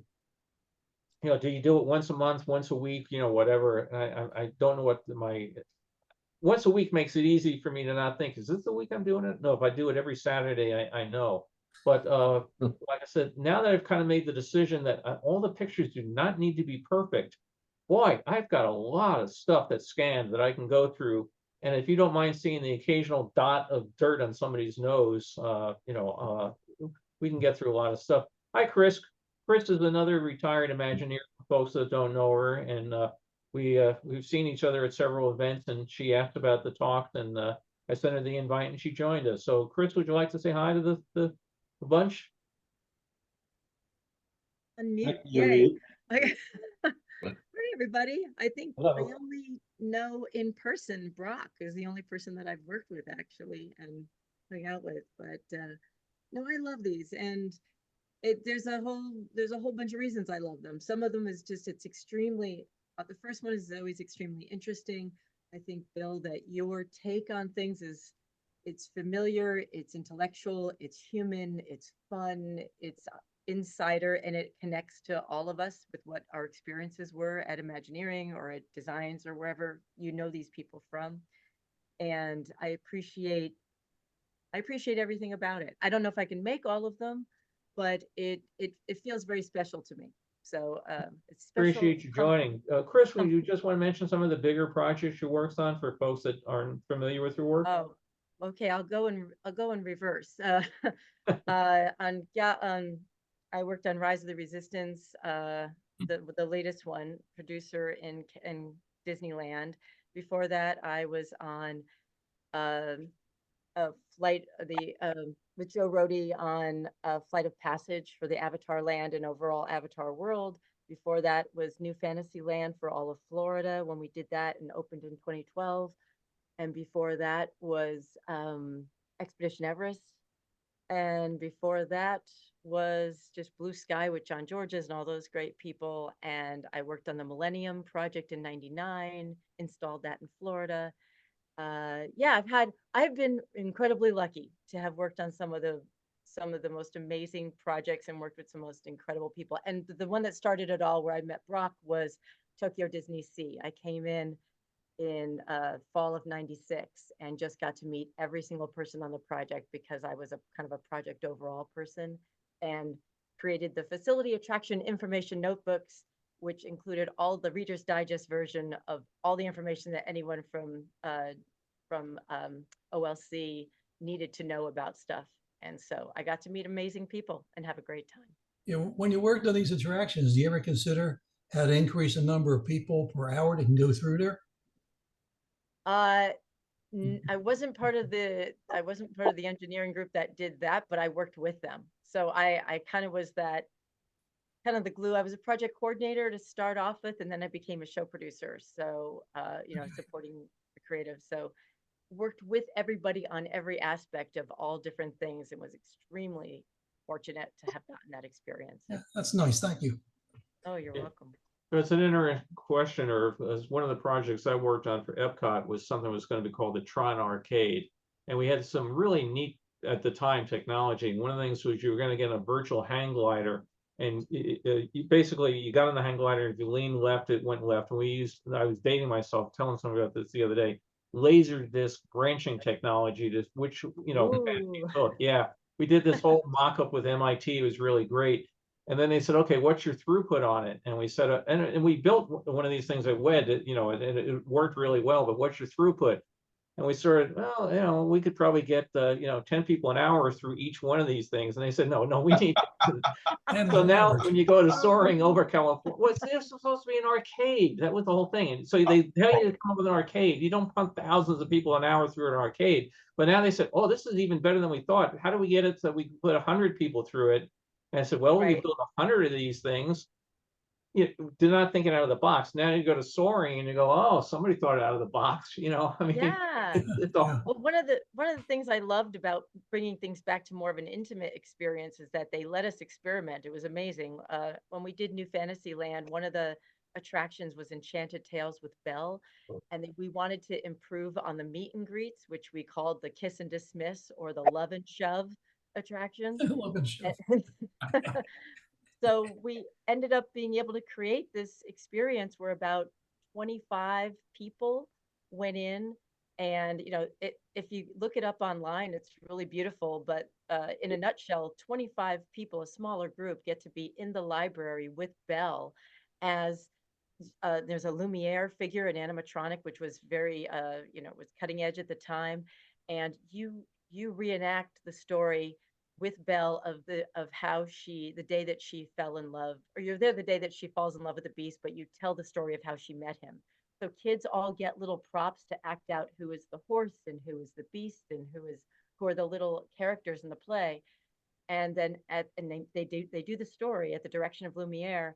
And at the end, each one gets to hug her and gets a little bookmark, a personalized bookmark for coming through.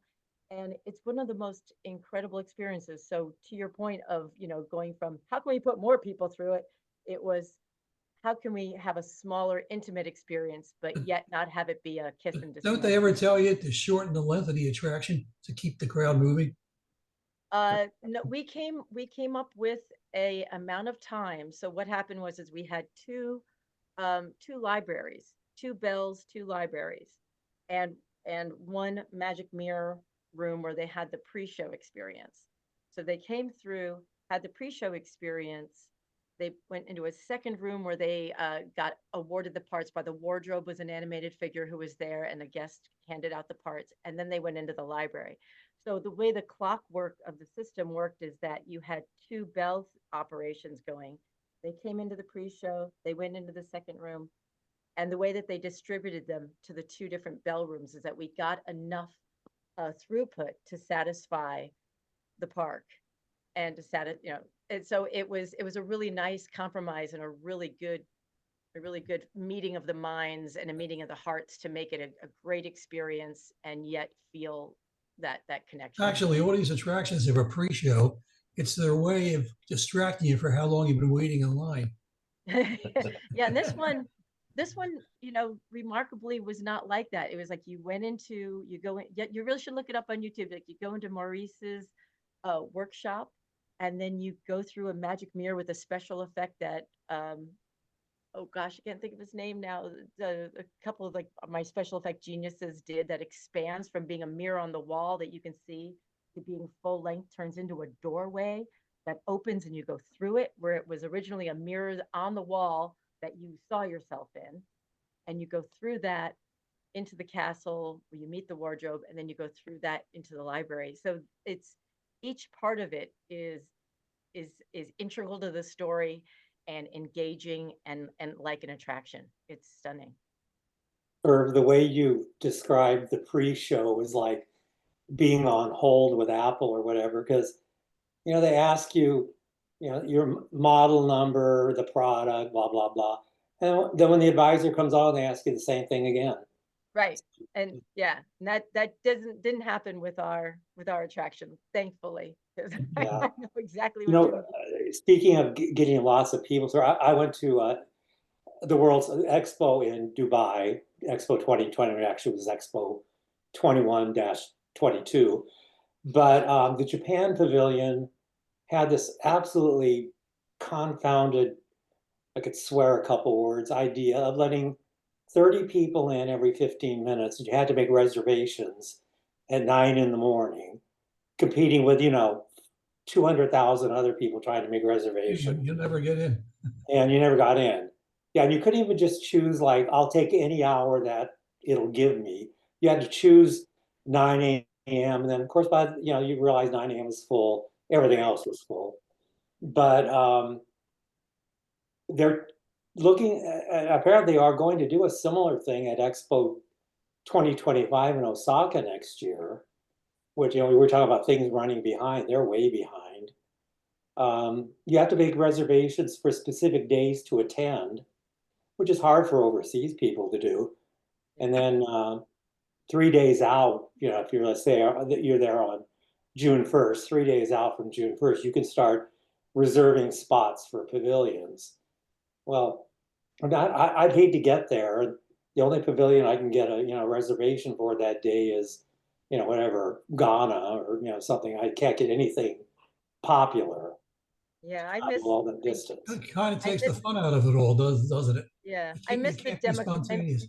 I miss the democratic method of you show up early, you put in the, you Right. get up, Mhm. you go in, you get in line, and then you go, Yeah, I chose when I went to the expo in Shanghai in 2010. Some of the lines were like 10 hours long. Oh, So my friend and I, we just decided, we're going to stand in line for this one, this one, and this one, and that's going to be it as far as the big popular exhibits. And then we just walked around the grounds and went into smaller exhibits that had shorter lines. But I mean, I can't even imagine trying to make reservations for your whole trip there.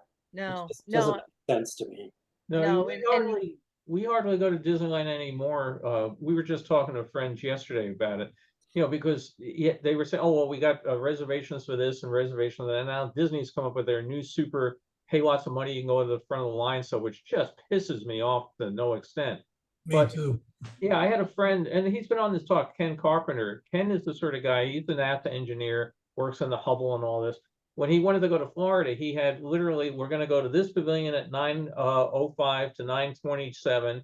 9:20, we're taking a bathroom break at 10:50. I mean, and that's the way they have to live it. To me, I'm sort of like, it's kind of pretty. I'll go over there and take a look. yeah, Yeah.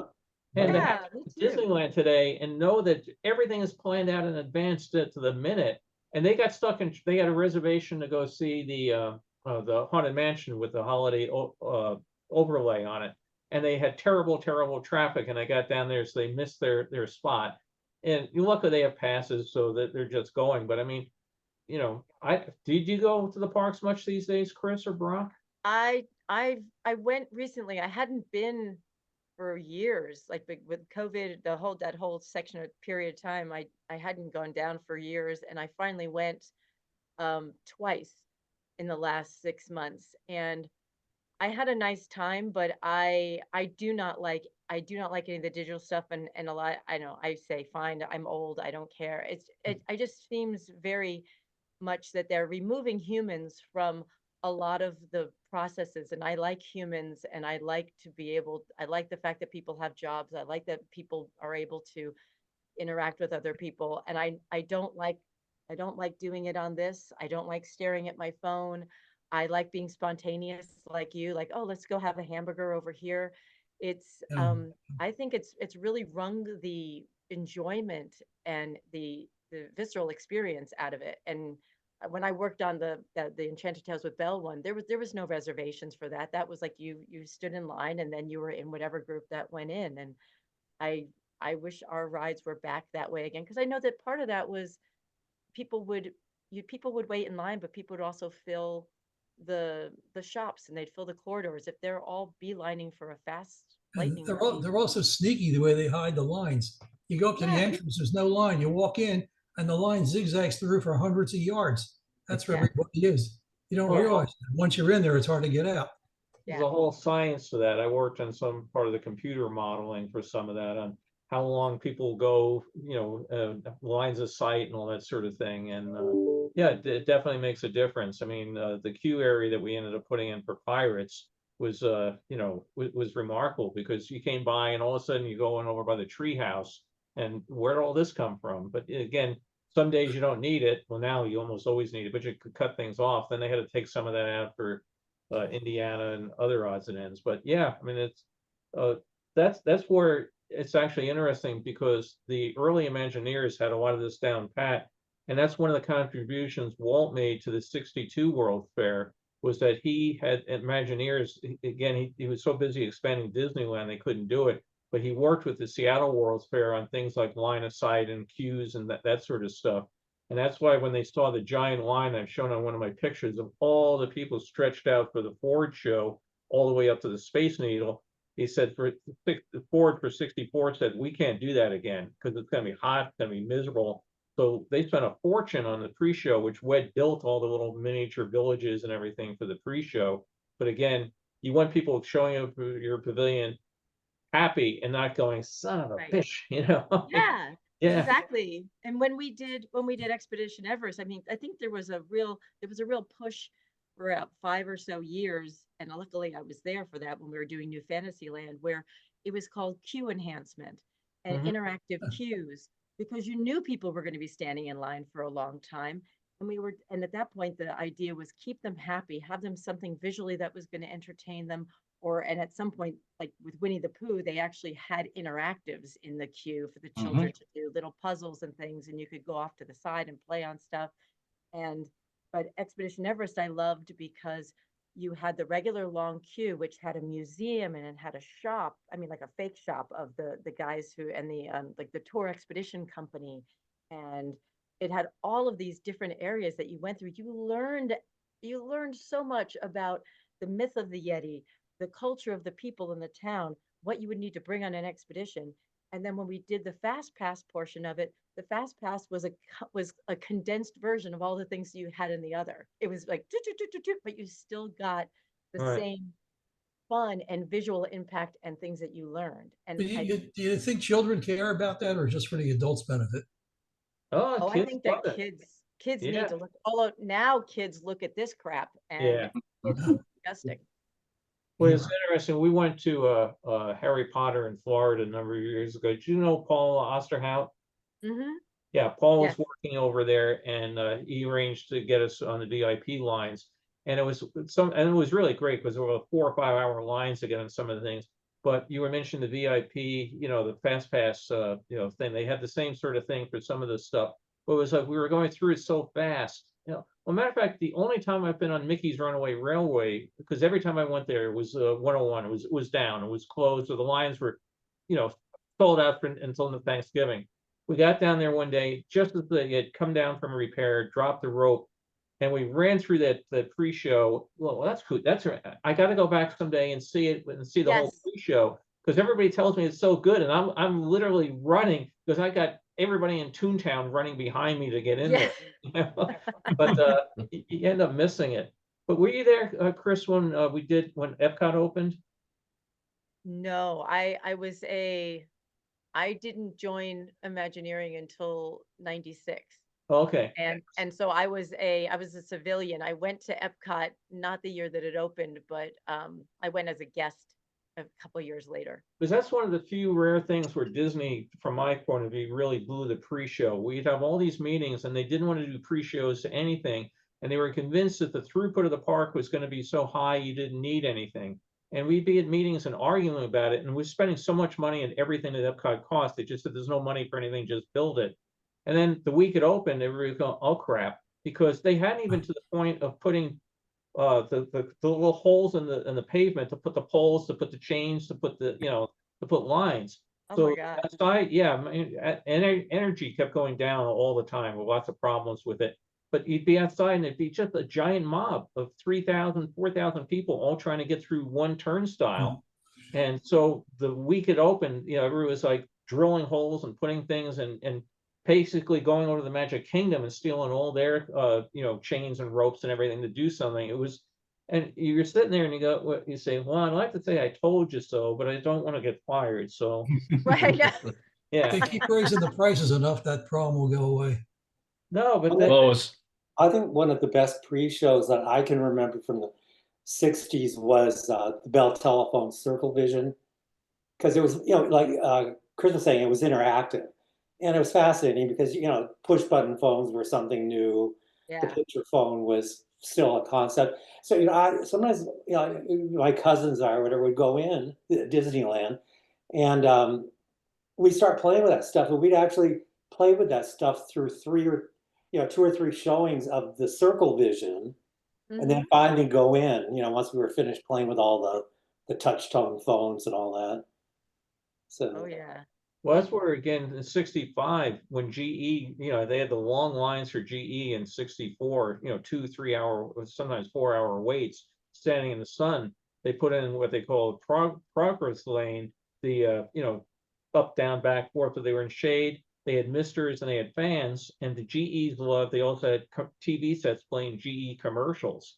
And the people didn't mind because you're out of the sun, and there'd be a cartoon animated thing telling you about light bulbs or whatever, but it was something to do and look at. So it was a major thing, that they added that for '65. Well, Yeah, one of the things that I love, and one of the reasons why I started listening to this was because I went to the 64, 65 World's Fair when I was a tiny girl, and I mean, I was a couple of years old, but I have such strong memories of the distinct things that terrified me, like the dinosaurs and all that kind of stuff. And I remembered Small World, and I remember I'm going to say his name wrong, but I think it was Eddie Kilowatt. Was that the yeah, Ready Ready, Kilowatt. ready Ready kilowatt. Kilowatt? There we Ready. go. Close. Ready Kilowatt. You don't look Um, old enough to be going to the World's Fair. I was oh going to say no, the same thing. I know. I'm 62, so I but I have definite memories. But what was so cool was having that connection to that World's Fair. Then, never knowing my life would ever bring me to Disney, being able to, work for the company that, and be able to go see those very things that did scare the heck out of me. Going back and seeing the dinosaurs on the train ride is really kind of fun. Small World, remembering that as a little kid, and the Carousel of Progress, loving Carousel of Progress because of the dog on the floor, because I loved the dogs. but but it's but yeah, just and knowing, like you said, the being able to, we went to entertaining people in queues. I was, when I worked in Blue Sky and we were trying to figure out how to have interactive queues, we went to Legoland down in San Diego because they had a great um option for that, because they had an area where kids could play with Legos while the adults stayed in line and kept the place in line. So I thought that was a very interesting And thing. adults like to play with Legos too. True, but that way you'd say, so if you were lucky, you had an adult, two adults, and one could stay in line and the other could go play with the kid, and then you'd switch back and forth. But we were inspired by that, and that helped us with the queue to the Winnie the Pooh ride down in Florida, because they enhanced that queue to include lots of little things that kids could do while they were waiting in line. The Peter Pan queue was a lost cause because it was just there was no room to do anything in that It's one. funny. I just had a flashback when you mentioned, getting inspiration. I mentioned earlier, people see a pavilion shaped like this, and oh, maybe that influences their pavilion. But years ago, we were down at, and you're talking about going to Legoland. Years ago, when National Lampoon's, well, it's a vacation came out, I got a whole bunch of Wally World T-shirts. Yes. We were at the park, and I never forget. We were standing on line for the haunted for the pirates, and it was Bruce Gordon, Dave Mumford, a couple of us were standing there, Carol and I, and some lady comes up to us and says, "Where's Wally World?" And we said, "You haven't been to Wally World?" And she goes, "No, it's the greatest theme park in the world." And we were just talking about this place as Nirvana. Yeah, And with Chevy she says, Chase. "Is it better than Disney?" I said, "Oh yeah." I said, "Matter of fact, most of the ideas from Disney were previously done at Wally World." And the woman says, "Oh, I refuse to believe that." And we said, "No, that's where we get all the ideas from." She goes, "What do you mean?" And Bruce Gordon takes out his WED ID card and shows her. And she was, "Oh my God, no." And we said, "No, we're just kidding. We're just having it on." But Wow. yeah, Well, somehow and the the thing shirt is, doesn't fit anymore, but I still have it. you have such an honest face. I can see her believing you 100%, 100%. And Yeah, was curious because I know you probably are busy and have to go, but I think I mentioned it to you one time. There's a group called the Los Angeles Breakfast Club, yes, right. and I keep thinking that you need to do a presentation for them. I think two things. I'd love to see if you were interested in doing a presentation for them one of their mornings. And the second one is, I swear I think that a lot of your people who love this would love or be interested in the different talks that those guys do, because they're just, it's fascinating. The scope and the breadth of the things that they cover, the level of, I'm going to be, this is not insulting because I consider myself a nerd, the nerddom into the weeds, and the history, whether it's architecture or whether it's restaurants or whether it is a movie soundtrack or whatever they do there. It's a great group of people that are all so fascinating and interesting and love I've history. heard about it, and I've seen some of the talks. I'd love to pursue that with you. Yeah. Also, I'd like to go to one and see some of the other presentations, because some of the subjects look fascinating.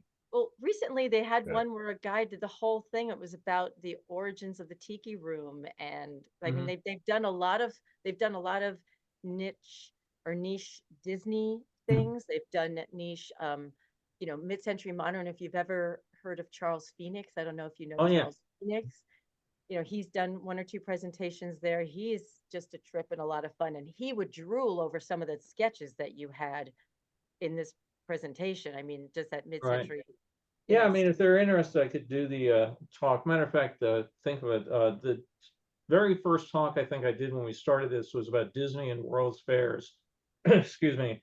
I had done a presentation. We were working on the movie Tomorrowland, and somebody mentioned how nobody at the studio knew anything about the World's Fair. So I put together a presentation and we streamed it out to the Disney sites. I've done it a couple of times. I'm actually, has anybody heard of the New York Adventurer Club? It's a group, yeah, that do the online things, and I'm going to do it for them in a two-part thing, because I expanded it. December 6th and 13th, Fridays at 8 p.m. Each time. And I told the guy, 2 hours, because I said, I usually go an hour and a half or so. And so, well, let's do it over 2 hours. So the first one's going to be up to Seattle, and then the next one's going to be 64 and on. But yeah, for the breakfast thing, if they want the 1 hour, or how long do those presentations usually run?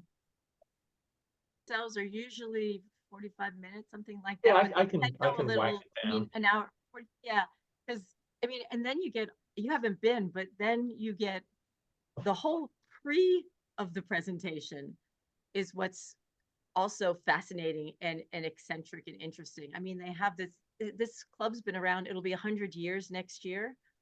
And it was, I don't know, Beth is nodding. She must know about it. I think.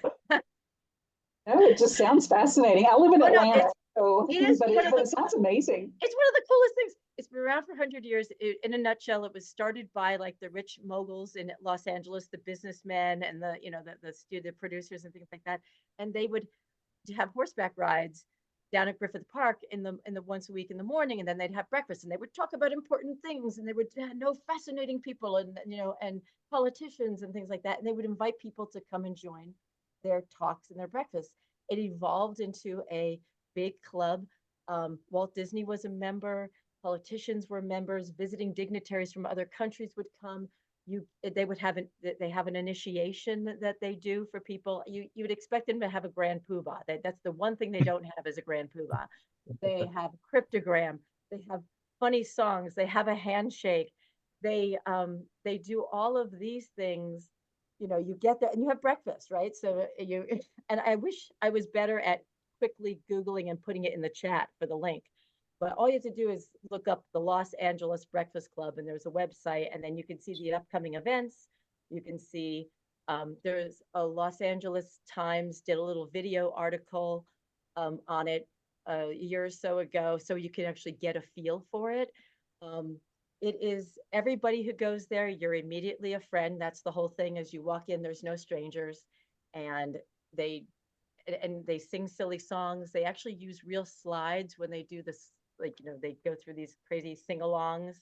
They do calisthenics, every time. So you go and you have these rituals, and it's all just friendship. It's nothing weird. It's no political association. It's no anything. It is just interesting people who know a lot and are just fabulous. Is it open to anybody?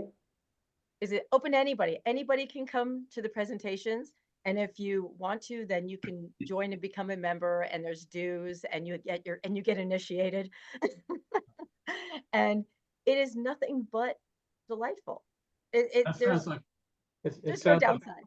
sounds like fun, although I tell you, combining presentations with meals can be a challenge. I may have mentioned this on a prior talk, but I was invited to speak to or the talk's not while you're eating. Exactly. Oh, great. You get there. It's in the morning, so I think the doors open at like 6:45 or 6:30 or something like that in the morning, and the breakfast is like, like a hotel buffet breakfast. You got Right. scrambled eggs. You got so you have the breakfast. Everybody's chatting a little. Hello, hello, hello. They start the usual things, which is all the some introductory jokes, things that are coming up. You have your sing along, you have your Oh, you have okay. all the crazy rituals, the reading of the Uh-huh. cryptic, and then then they have the guests do the presentation at the end of that. So the presentation doesn't start until probably around, Christopher, when does it start? Around 8? Between 8 and 8:15 is when the actual speakers start speaking, and they Great. wrap up by 9. Great, because I had one that was just like, things, I've done well over, several hundred presentations, but you always have one that stands out in your mind. I was asked to speak at a luncheon meeting of a very snooty group on the North Shore of Long Island. And no, sure, no problem. We drive up there and find out that, I told them I have a laptop, I need this and that. Get there, there's no cable. They have 27 ancient cables that don't fit my laptop. And this town does not have anything like a Radio Shack or anything. I call a photo store. Yeah, I have one of those cables. No, I won't sell it to you because I use it, but I'll loan it to you. So I had to race out there, get this thing, race back, and I haven't eaten. And again, the time zone's different. I had just flown the night before, so by their lunchtime, I have not had breakfast. I'm really hungry, and I'm basically in the kitchen eating a roll as they're introducing me. That was my lunch. Well, I get out there, and there's a pretty good sized place. It was probably about 100 tables of people, and 6 to 8 people at a table. And I'm walking around, and there's no center place. So there's a screen, but I'm walking around, trying to interact with people, get react to the audience. And I said, I'll try to answer any questions, but if you can, hold them to the end. So I'm going along. This one woman's got her hand up, and she's really, really waving. And I figure, okay, she's got something to say that's real important. I said, oh, okay, over there. What do you need? She goes, I need more water. Oh my God. No, so that will not happen to you here. Yeah. But, I was just telling people about it at the Sam McKim event. I said, you're all Yeah. and you're trying to figure out, you're looking at your watch subvertly, so you can try to keep yourself on time, Yeah. pace and everything going. And I said, would somebody please bring her some ice water? And I said, as long as you're out there, bring me another roll, Right. No, well, the variety of things that they do, like Chris Crump has spoken there, on, about his dad's stuff. And like Don, I can't think of it, I think it's Don Hahn, the director from The Lion King, did a Right. presentation recently there. But and there was a gentleman who was in the Japanese prisoner of war camps here as a child, who did an illustrated children's book about this experience, was there one day. Someone did a presentation on all the glory days of bowling alleys, with these great visuals of the mid-century bowling alley, the culture of that. Someone recently did a deep dive into the Alice in Wonderland through the looking glass, a book. Oh, they did In and Out. Yeah, the history of In and Out. They do. It's Yeah, really I'll follow through with you on it. crazy fun. And I can always do a presentation on yeah. how to get out of speeding tickets. So There you go. Yeah, and the level of presenters and presentations can vary, like anything, when you're Right. really casting a wide net of interest. But yeah, it's just a that fascinating. sounds great. Beth put the link to it in the chat, and she also put a link into the December 6th chat. So if you've seen the Disneyland and Disney World Fair talk before, I will not be upset with you if you don't go to that one. But it does have stuff you've never seen before because I've added and expanded it. Next week, if I do this on next Saturday, as I'm planning to do, I will stick it into like our Imagineering link on the Facebook group.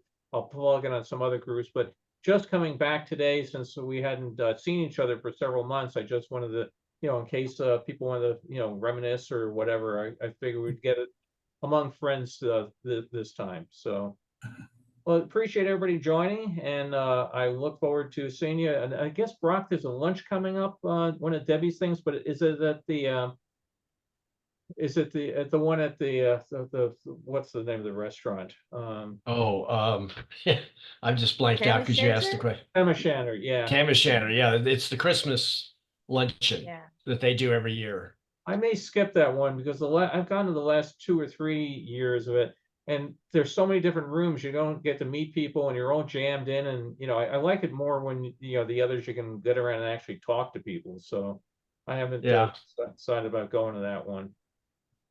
So Okay, I see well, it's personal. Well, well, thanks a actually, lot, Bill. if you are going to cancel out, let her know soon, because if you I don't haven't think I already, said. I don't think I said yes. I'll go oh, then back you to can't that. go, because Oh, no, okay. honestly, it is sold out. There's like fine. they had 85 places for people, and she had 96 people that wanted to go. And Great. so it's sold out. They've stopped doing it. So that's what I was gonna say. If you had a reservation, we're gonna cancel, let her know, because she wants to let some of these other people in.